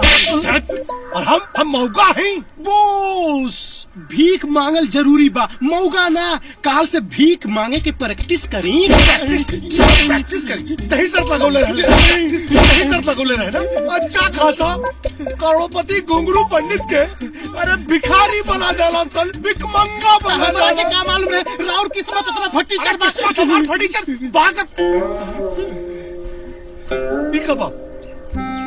Round dress? ड्रेस मतलब? अरे तो ये पहन के भीख मांगो।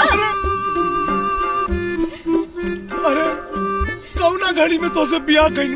अरे तू लोग कब रहे जब तू हमार दुश्मन। ये यहाँ के राजा साहब के हवेली हुए। अच्छा। बहुत आदमी काम करत रहलन पहले। हाँ। अब तो सब राजपाट खत्म हो गई। तब यहाँ कोई आदमी नहीं थे, बस यहाँ सब लोग घूमे खातिर आवेले। हाँ। रेडियो? हाँ? अरे अब ये कहाँ से आ गई? रउआ राजा खातिर आ गई नी। एकर मतलब ऊपर वाला हमर दुआ कबूल कर लेलन। सच में दीवानापन जब हद से गुजरेला तो मोहब्बत के अपन गुलाम बना लेला।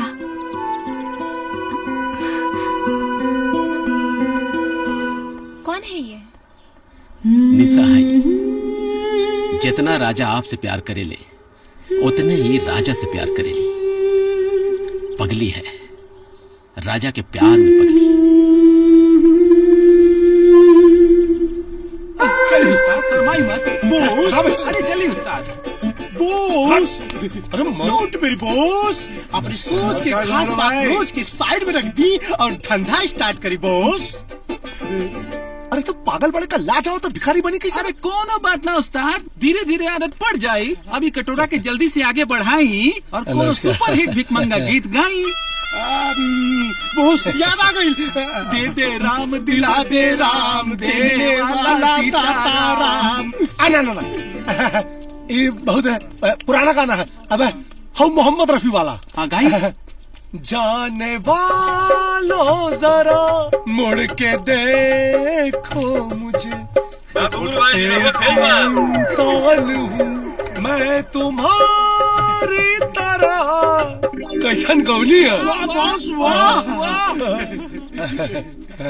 चला फिर तो तू ही पकड़ कटोरा, तू ही पकड़। चला जाने वालों जरा मुड़ के देखो मुझे। ए बॉस, हाँ मुखिया जी सजा तोहरा के सुनौले बारे तो भीख हमनी के काहे मांगी? ये पकड़ी कटोरा। पकड़ी ना कटोरा, पकड़ी ना। चली। जाने वालों जरा मुड़ के देखो मुझे। आगे से ऐसे भाई भीख ना मिली। भीख दे। बुढ़ऊ अबे आनर बाड़े का है? मांगे के भी ससुर रंगदारी दिखा रहल बाड़ा। ए बॉस नॉर्मल अंदाज में चली।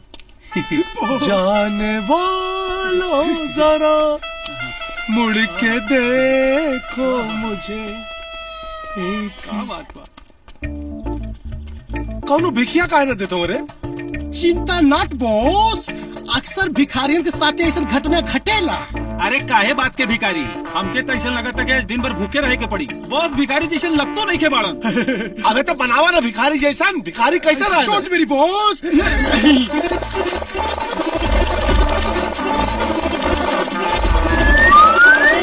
अब लगा तो नहीं ओरिजिनल भिखारी। चलिए गाना शुरू करी। जाने वालों जरा भगवान के नाम पे दे दो। मुबारक हो बॉस, मुबारक हो। भगवान तुम्हार भला करे। हाँ, बॉस अब तो भाभी भी भिखारी समझ ले ली। मुबारक हो। अच्छा कर ये कहाँ जाता रे? अरे हार कब खरीद ले? 2 कट्ठा बेच देनी। 2 कट्ठा बेच दे। ड्राइवर गाड़ी चलावा। अरे कहाँ जाता रे?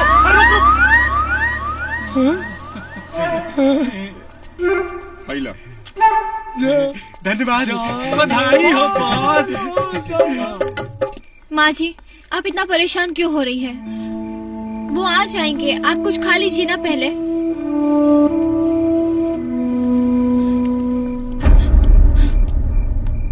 कारे तोरे समय के कुछ अता पता बाकी ना? माई चौरा में लील गाय आयल बड़ी सा, ओके चलते हम चल गए यहाँ खेत में। हमार बहुत दिन भर से बिना खैले पीले तो राग और रतिया। तू एकरा बारे में काहे नहीं खा सोचत? आपके लिए खाना लाओ। माई इनसे बोल दे सूरज निकले से पहले यहाँ से चल जी।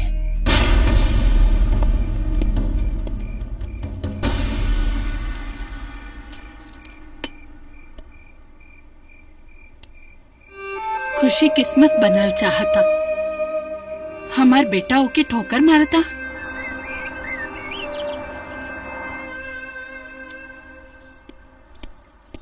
अभी तक ले तू गैलू ना? हाँ? जिसके लिए मैं अपना सब कुछ छोड़ के आई हूँ, अगर उसी को छोड़ दूंगी तो मेरी तो जान ही निकल जाएगी। अगर तू यहाँ से ना जेबू ना तो हमार जान निकल जाए। का तो बगधुन कैले बाड़े रे पगला। अरे तोहरा खातिर एक कितना बढ़न त्याग करके आयल बाड़ी। तू ये बात के बूझत काहे नहीं खास? ये तो हम नहीं चाहत माई कि हमरा खातिर कोनो प्रकार के त्याग करस। कैसे कि एगो सुपरस्टार हीरोइन है, बेहतरीन कलाकार है और कलाकार के खुशी प्रसिद्धि से मिलेला और हम इनकर खुशी छीना लेके चाहत, स्वार्थी बनल लेके चाहत माई। जहाँ प्यार होला ना बेटा वहाँ स्वार्थ के कोनो निशान तक न होला। माई हमर प्यार ना भरम बड़ी। आखिर तू कहल का चाहता रे? माई हम निशा से प्यार करी ले और वह तुहर पतो बनी है।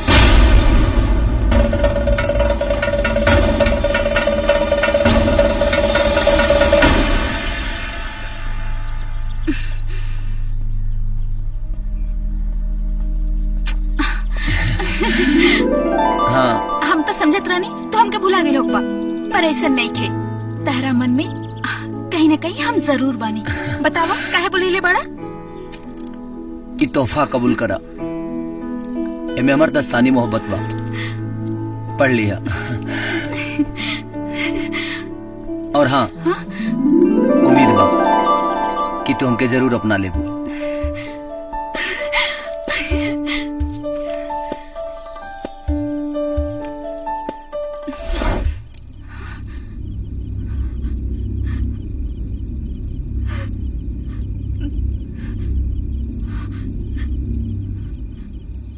रे चिरकुट रे, काम उसका नहीं होला तारी, तनी आवाज छेड़ मार। दूर मर दे, भूख के मारे पेट में चूहा कूदता और तोहरा काम सुझाता। अरे लइका जान मर बका यार। अरे अभी बर्दाश्त के गोली खो, तब तक ले माई खाना लेके आ जाए। माई ना भौजाई लेके आवताड़ी, ओने देखा। हाँ? प्रेम से बोलो भैया भौजी की ए जी, देखा था हम और मेहरारू जैसे लागत बाड़ी ना। मैडम जी, लागे में और होखे में बड़ा अंतर होला। तो कहे ना ये अंतर के समांतर कर देते हैं। काजल, काजल बेटा, कोनो सपना देखत रहलू का? हाँ माँ जी, आज समझ में आया। जब सच्चा प्यार हो जाता है तो मन सपने से जाने लगता है।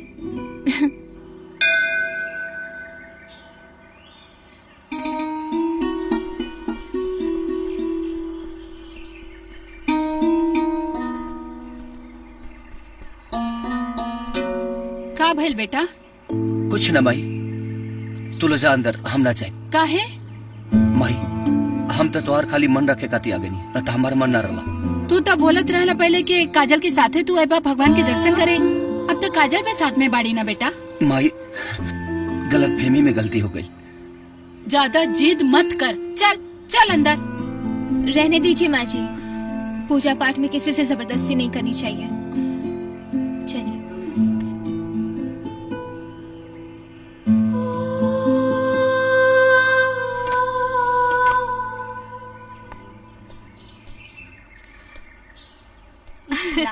हाँ। राजा,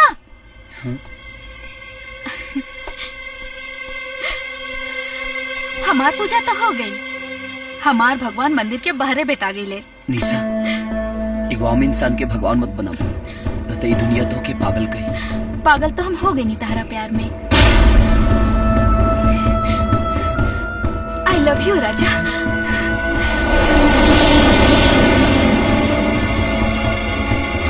ए बबुनिया, अरे जल्दी से कुछ खा के ले आओ, पेट में भुचाल आवता। ए मुनिया, ले आओ ले आओ। हाँ ले आओ ले आओ, अरे ले आओ ना।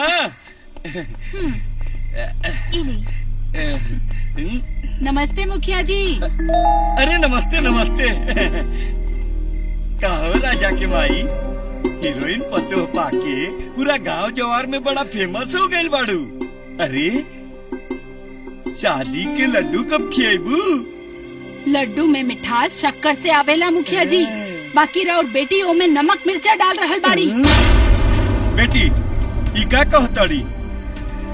युग युग से लोग प्यार के दुश्मन रहल बा बाबूजी, ओही में से ही हमार सासू माँ बाड़ी।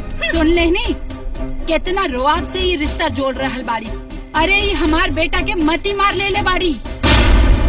तनी अपनी बेटी के समझाई, हमरा बेटा के प्यार इतना पवित्र बा कि काजल जैसन हस्ती अपन सब कुछ छोड़ के हमार बहू बने खातिर आ गयी। ओकरा बिना ही मर जाई मुखिया जी, और हमार साथ बिना राउर बेटा जी ना पाई। ई तो हर भ्रम बा निशा। हमरा बेटा की जिंदगी के सहारा हमार काजल बाड़ी। हम तो हर आगे हाथ जोड़ता नहीं निशा, हमरा राजा के भुला द तू।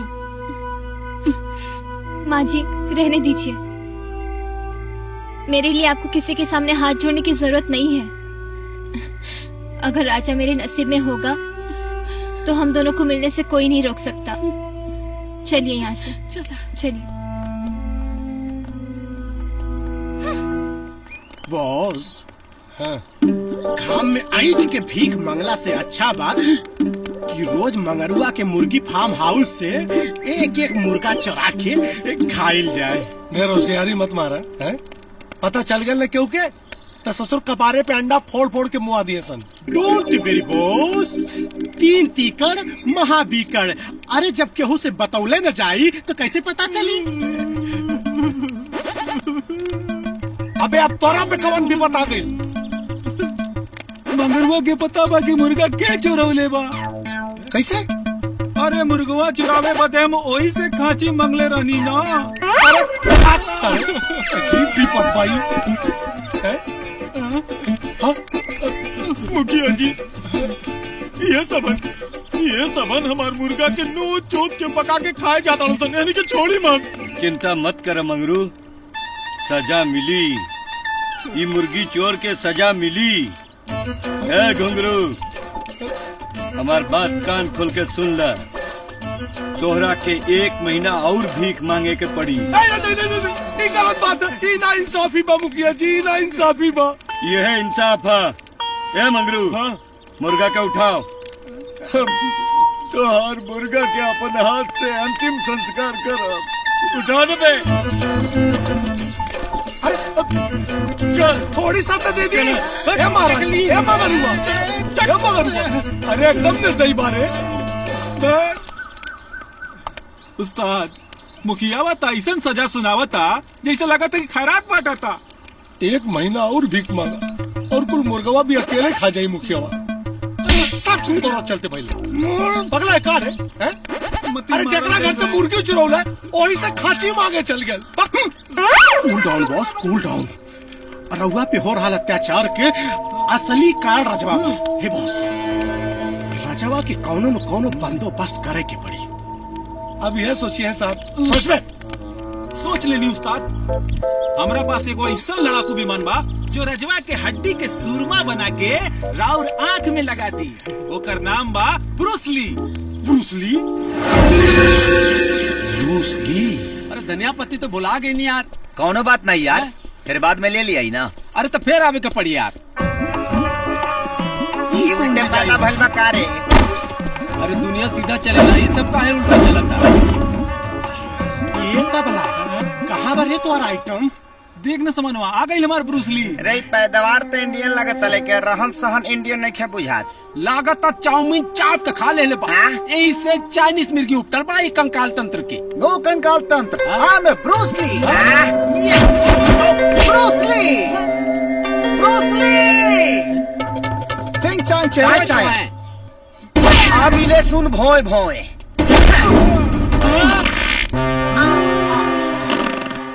भोए भोए।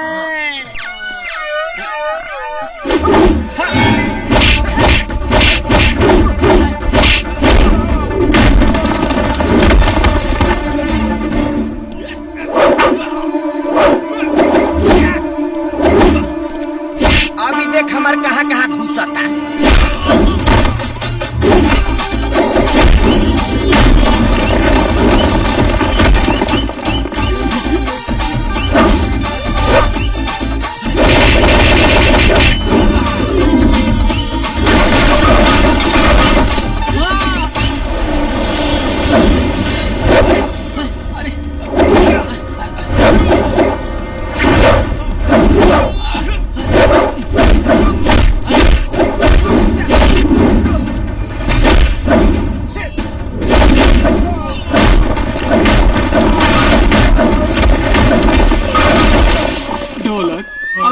से निकल चला।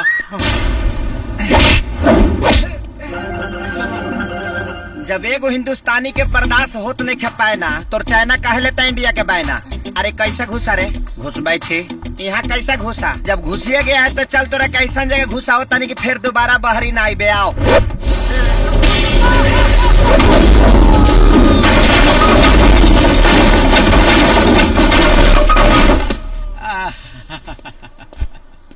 वाह, तू तो ब्रूसली के चुसली बना दे। अरे यार हमरा ही समझ में नहीं आवत कि हमार दुश्मन चाइना में। पता नहीं कहाँ चले गए। क्या हुआ माँ जी, राजा का कुछ पता चला? ना बेटा, हर जगह खोज के आ गई नहीं, राजा के कहीं पता नहीं के चलत। चारों धाम तो माही के चरण में बा, दुनिया भ्रमण तो आदमी के भरम बा। ऐसा उच्च विचार रखे वाला राजा भैया ये समय निशा के कोरा में बैठ के ताड़ी पिया था। कहाँ बा? वही मुखिया जी के घर में। मुखिया जी तो पटना गई बाड़ा, पूरा घर खलिए बा, वही में खेलत कूदत बा लोग। आज होकर सारा खुमारी हम निकाल दे। चल। हाँ, रुकिए माँ जी, ये मामला दीवानापन का है और इस दिल लगी से मेरा दिल ही निपटेगा। Radio follow me. हाँ।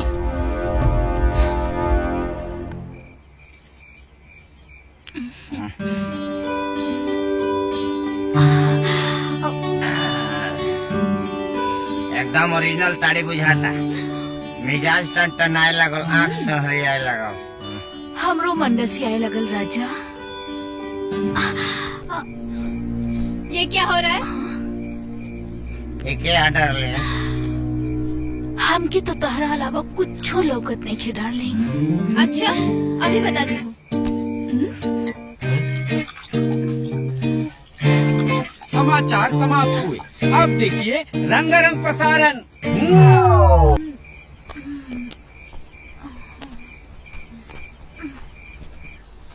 ऐसे ना एक बार गई नी जी ठीक बा ना? गोड़ लगातानी, गोड़ लगातानी है काकी। बहू कुछ छुट्टा पैसा होके तो निकाल के भिखारी के दे दा। वाह वाह, आईनी न गईनी फलाना वो कहनी तो हार बेटा रजवा निशा के साथ लहर लुटता और इनके बहू कहता रू ये बोस, हाँ। जैसे बिना पानी के मछली तड़फेले वैसे बिना मेकअप की हीरोइनिया तड़पतिया है।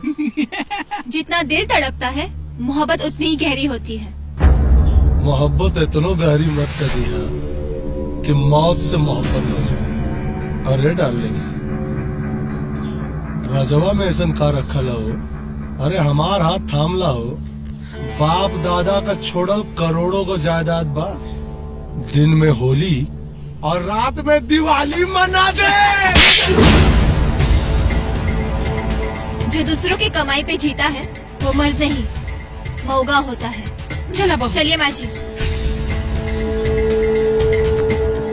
बॉस, ई तो रउआ पे चुल्लू भर पानी में डूब मरे वाला इल्जाम लगा गया।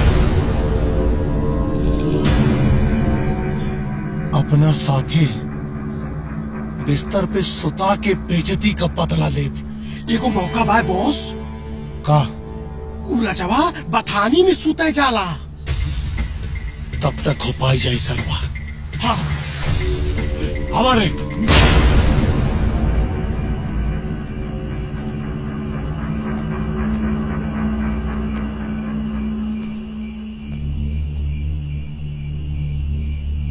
Follow me boss. शिकार सामने बा, परम बाबा के नाम लेके हमला बोल दी। ठीक बा। हाँ। धोनी यही रुका। Okay boss. Boss best of luck boss. नहीं बॉस।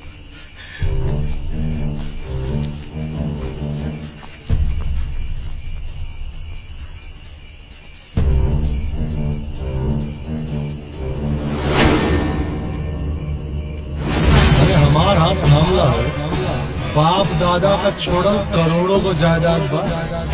दिन में होली और रात में दिवाली मना दे।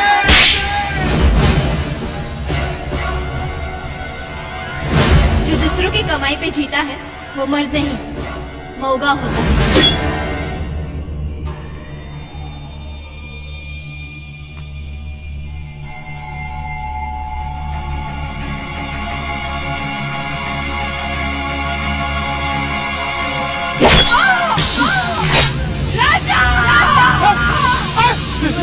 अरे बुढ़िया, अरे बुढ़िया, अरे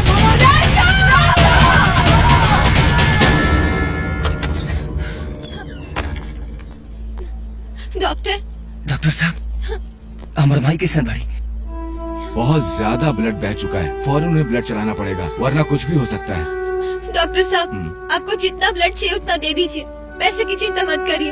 बात पैसे की नहीं है मैडम, AB नेगेटिव ग्रुप का ब्लड हमारे ब्लड बैंक में मौजूद नहीं है। AB negative? डॉक्टर साहब AB नेगेटिव हमार ब्लड बा, हमरा खून के कतरा कतरा खींच ली, लेकिन हमारे माई के बचा ली डॉक्टर साहब। आइए।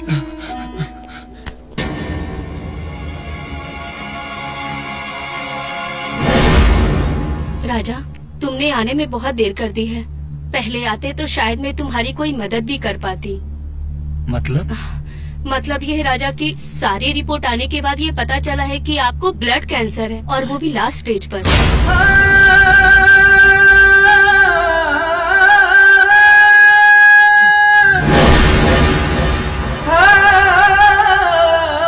क्या हुआ?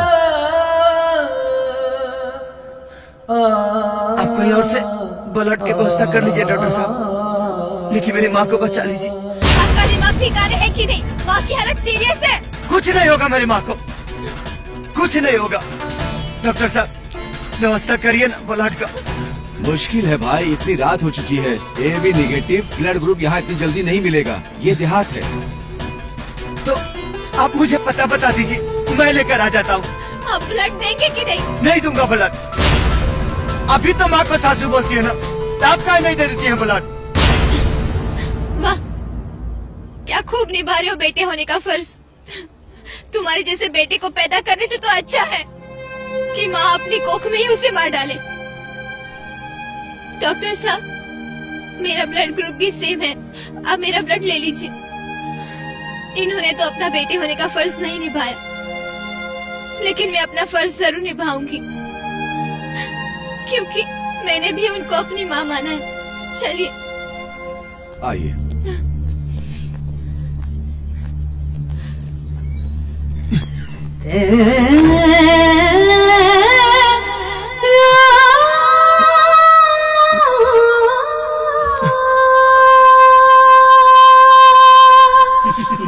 ससुरा का समय आ गई बा, मुर्गा मछली कबो दर्शने नहीं खे होत, खाली लिट्टी चोखा ठूसे के पड़ता है। अरे मुटका है ते जरला पे नमक का छिड़कता रे। अगर हमार खोपड़ी सटक गई ना मुटकू तो हर खोपड़िया फोड़ दे। ये बॉस, तो बैठ के ये बॉस, हाँ। अपने दिमाग में ना टेंशन के कूटा ठोक ली, काहे कि रजवा के माई अस्पताल से डिस्चार्ज होके आ गई बिया। अरे बाप रे बाप, बॉस अंडरग्राउंड हो जाई। कहीं रजवा के माई पहचान लीस तो मुखिया ना पूरे गांव के लैट्रिन साफ करे की सजा सुनाई। अब इतना बड़ा खोपड़ा लेके घूमत आ रे, तनी अकल लगाओ पगले। अगर रजवा का माई हमनी के देख ले रहत ना तो अपने सारे गांव में घूम के हल्ला कर देत बे। हाँ। चोखा बनाओ। Right boss, right. चोखा बनाओ नहीं तो राम कर दे।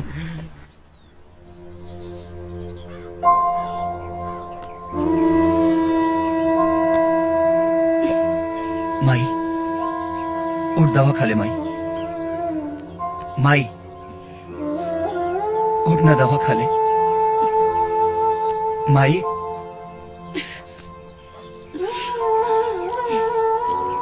ई ले जाके दवाई फेंक दे, हमरा के जहर लाके दे दे। वैसे भी काजल न रहती ना, तब तक तो तू हमारी चिता जला देले रहते। शर्म आवता अपना कोख पर। ऐसे मत बोल माई, ऐसे मत बोल। देखी दवा खा, कहबे तो अपन जान तक दे दे। फालतू बकवास मत करो। जिस आदमी ने अपनी माँ की जान बचाने से इनकार कर दिया, वो क्या अपनी जान देगा? माँ को धोखा मत दो, नहीं तो जिंदगी नरक बन जाएगी।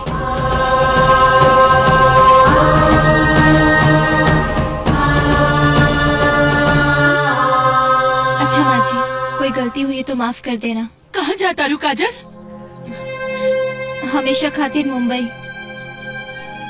जो इंसान अपनी माँ का नहीं हो सका, वो मेरा क्या होगा? जिस राजा से मैंने प्यार किया था, वो शायद मर चुका है। अच्छा माँ जी। राजा रोक ले काजल के।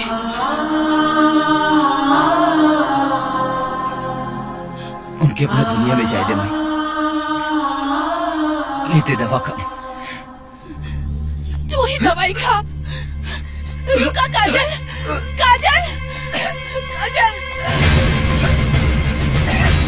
रुका बेटी, रुका बेटी।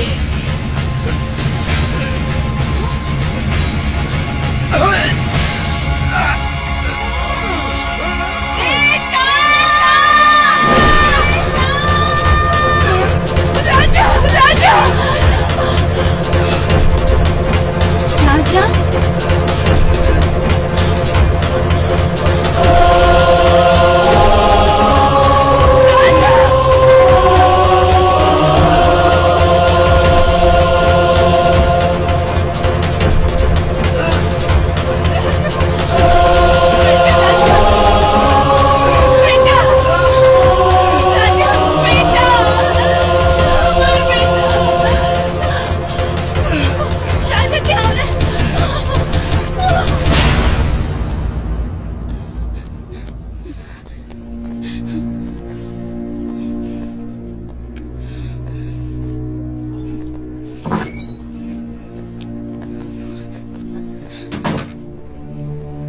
डॉक्टर, राजा को क्या हुआ है?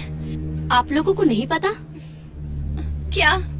लगता है राजा आप लोगों की खुशियों में इस कदर खो गया कि अपनी बीमारी के बारे में बताना ही भूल गया। कैसन बीमारी डॉक्टर साहिबा? राजा को ब्लड कैंसर हुआ है। ब्लड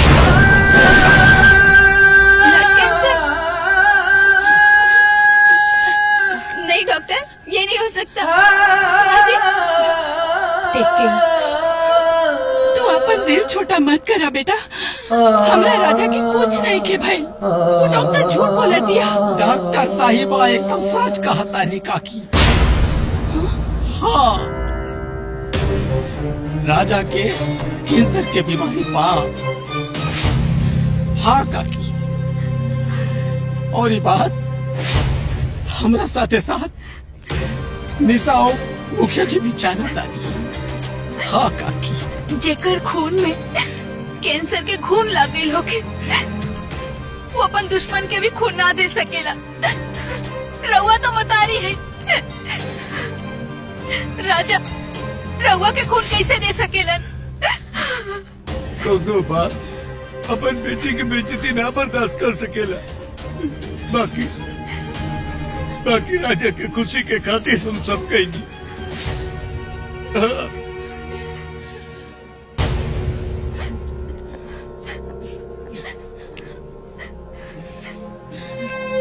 हम तो राजा के उहे दिन भुला गई नी जिया तू ही आ गईलू। आज भी राजा के मन में तोहरा खातिर प्यार भरल बा, लेकिन जे खुद मौत के मुंह में खड़ा बा, वो कैसे केहू के खुशी दे सकेला? हम तो नाटक करत रहनी प्यार के, ताकि तुहार दिल टूट जाए, ताकि तू यहाँ से राजा से नाता तोड़ के चल जा। मेरा दिल समय का शीशा नहीं है जिसे तकलीफें तोड़ देगी। मेरा दिल मोहब्बत की वो चट्टान है जिससे मौत भी टकराएगी तो अपना दम तोड़ देगी।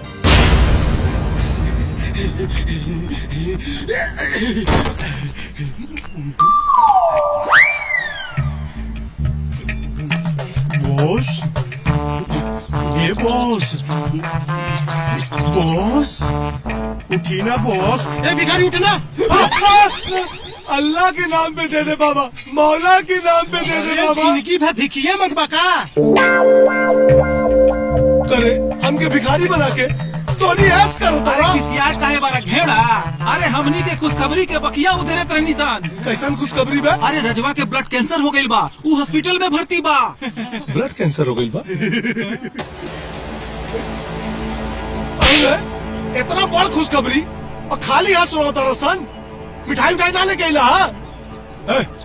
जो मैं 5 किलो लड्डू, 5 किलो पेड़ा और गुलाब जामुन, 5 किलो बर्फी, 5 किलो बालूशाही। मतलब बॉस 5 महीना ले भीख मंगबा तब वो 5 किलो के दाम न जुड़ी। चल कौनो बात ना बाबू, ऐसन खुशखबरी सुनौला हसन। अब तक गुलाब जामुन ना, अब तक कजरी के गाल का गुलगुल्ला और होठ का रसगुल्ला खाई। बॉस भले ही 5 कट्ठा बिका जाए था। बॉस गाहक फिट करी का?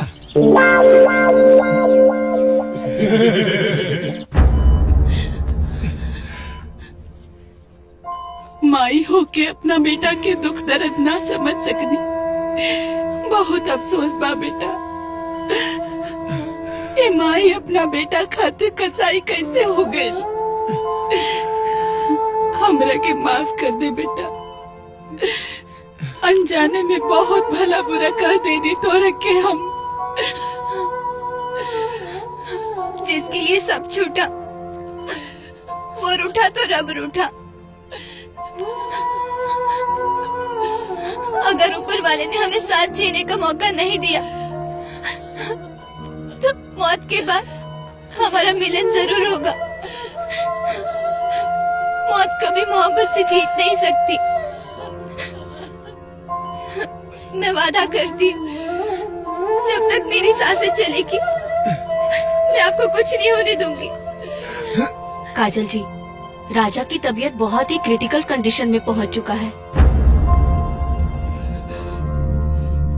2 दिन के अंदर बोन मेरो ट्रांसप्लांट कराना पड़ेगा, जिसके लिए आपको 20 लाख रुपए जमा कराने होंगे। जितनी जल्दी आप पैसे जमा कर देंगी, राजा का इलाज उतनी ही जल्दी शुरू हो जाएगा। याद रखिए, इलाज में जितनी देरी होगी, जान बचाना उतना ही मुश्किल होगा। इतना पैसा के कहाँ से इंतजाम हुई बेटा? माँ जी, आप टेंशन मत लीजिए, मैं कुछ करती हूँ।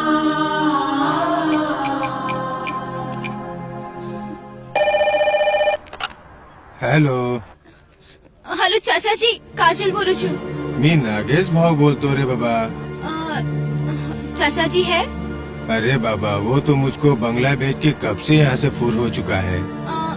उनका कोई दूसरा कॉन्टेक्ट नंबर होगा तो दीजिए ना प्लीज। नको रे बाबा।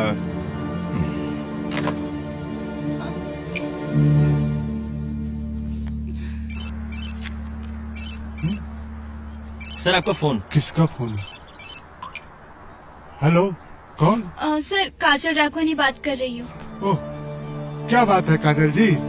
मैंने सुना है कि प्यार मोहब्बत में लोग धन दौलत बर्बाद करते हैं। आपने तो अपना पूरा करियर ही बर्बाद कर लिया। सर, प्यार में बर्बाद वही होते हैं जो अपनी दुनिया को आबाद करने का हौसला रखते हैं। ओह, बहुत खूब। सर, मुझे अर्जेंट 20 लाख रुपए चाहिए। इसके बदले में आपकी 10 फिल्म एज ए लीड करने को तैयार हूँ। As a heroine? अभी भी आप हीरोइन का ख्वाब देख रही हैं?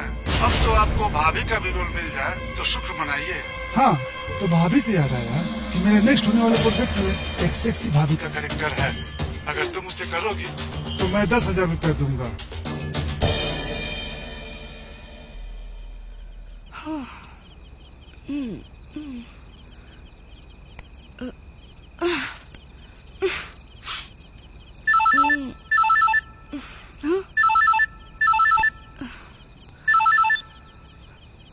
हेलो हेलो मोहिनी, काजल बात कर रही हूँ। Oh my darling, my baby, कहाँ हो तुम? मैंने तुम्हें कितना फोन किया लेकिन तुम्हारा फोन ही नहीं लग रहा है। वो मेरा नंबर चेंज हो गया है। अच्छा, तुमने तो बस नंबर ही चेंज किया है लेकिन मेरा तो पूरा लाइफ ही चेंज हो गया है यार। मैंने जिसको अपना बनाने का फैसला किया था वो शातिर, वो लुच्चा मुझे छोड़ के रफू चक्कर हो गया। मुझे उसने 1-1 रुपए के लिए मोहताज कर दिया। बस देसी दारू और बीड़ी से काम चला रही हूँ यार। तुम मेरी मदद करो ना प्लीज बेबी, टेल मी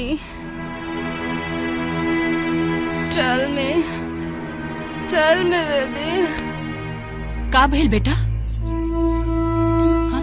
माँ जी, विपत्ति पड़ने पर जैसे राजा हरिश्चंद्र के हाथ से आग में पकाई हुई मछली भाग गई थी, उसी तरह आज मेरे सारे अपने मुझसे दूर हो गए हैं। मेरे पास से 5 लाख है, 15 लाख का और इंतजाम करना पड़ेगा। तू चिंता मत करा बेटा, हम कुछ उपाय लगा बतानी। हाँ 43, 44, 45, 46, 47, 48, 49। नमस्ते लाला बैठा जी। बैठा राजा के माई, सुनली है राजा के ब्लड कैंसर के बीमारी हो गई बा। ओफ ओफ ओफ ओफ ओफ, भगवान कबो कबो एकदम अति कर देवेला। इतना भारी बीमारी गरीब आदमी का लगा दिला। होने के केहू न टाल सकेला लाला जी। ये हमरा जमीन जायदाद के कुछ कागज हा, एकरा के गिरवी रख ली। हमरा के 15 लाख रुपया दे दी लाला जी। 15 लाख? 15 लाख का करबू? वही अमराज से हमरा बेटा के परान खरीदे के बा लाला जी। देखा हम बहुत व्यवहार से धंधा करी ले, लेकिन व्यवहार के कबो धंधा में ना घुसे देवेली। ये तो हर जमीन के कीमत कुल घींच घाच के 8 लाख रुपया भई, और हम 8 लाख से 1 रुपया अधिक ना दे पाई। ऐसे मत बोली लाला जी, हमारे इकलौता बेटा बा, हमारे जिए के सहारा। हम जिंदगी भर और गुलामी करब। देखा, गुलामी करे के उम्र तोहर खत्म हो गई। बाकी 8 लाख रुपया तोहर बा, लेवे के होके त ले ला, और नहीं तो अपने रास्ते।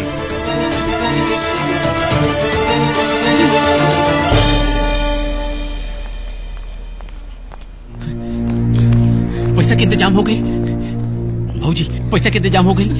बोलत काहे नहीं खो, पैसा के इंतजाम हो गई। अब राजा बच जाये हम, हमारे यार बच जाये हम, हमारे यार बच जाये काकी, हमारे यार बच।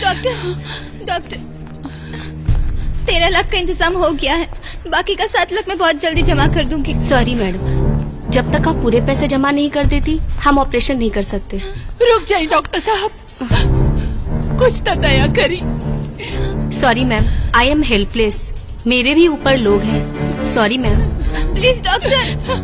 काकी, मुर्दा का कफन बेच के खाए वाला के तोहार दर्द ना बुझाई। चिता पे लेटल इंसान के बचावल बहुत मुश्किल काम बा। हमार फूटल भाग के तू यहाँ और फोड़े आ गईला। गलत समझता रू। हम तोरा बेटा के मरे से बचावे आइल बानी। कितना पैसा कम पड़ा था? 7 लाख। है चला। Yes boss. काकी के साथ जा लोग, और जाके 7 लाख रुपया जमा करा दा। ओके। लोग ठीक कहेले, दुश्मन भी भगवान के रूप में आ जाले। चल बेटी। काकी, पतोहिया को छोड़ जाएगी। तू लोग जा रहे काकी के साथ, इनसे कुछ जरूरी बात करेंगे। तू जा। Congratulation boss. चली जा, तू सतवा जा, खड़ा का बड़ा जा मुंह लेके मर्दवा। मौगा लेन मुंह लटका के निकला, जाऊंगा बचाओ अपने दोस्त का जान।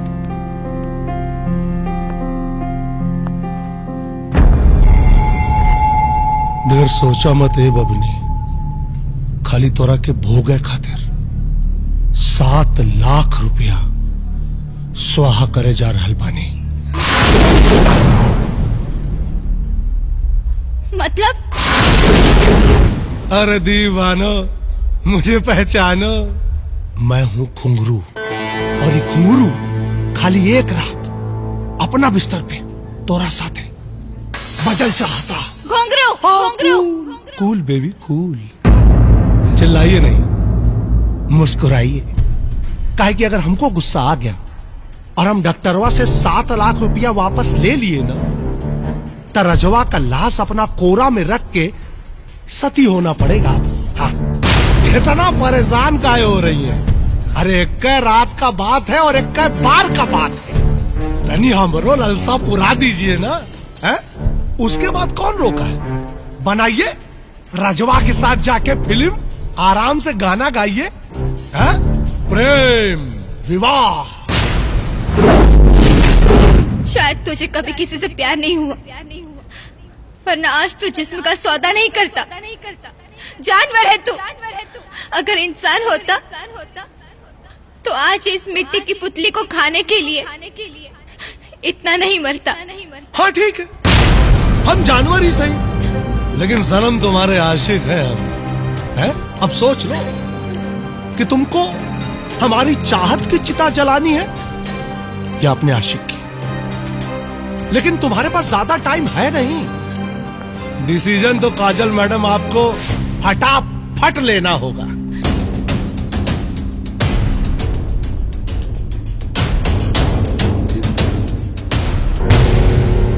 अगर मेरा जिस्म बिकने के लिए ही बना है तो मैं इसे तुम्हें जरूर बेचूंगी।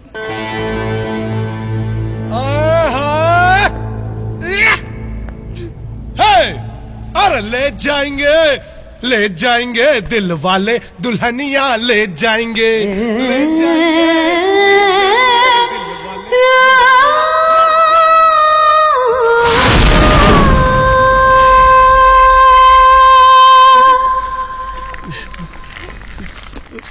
राजा राजा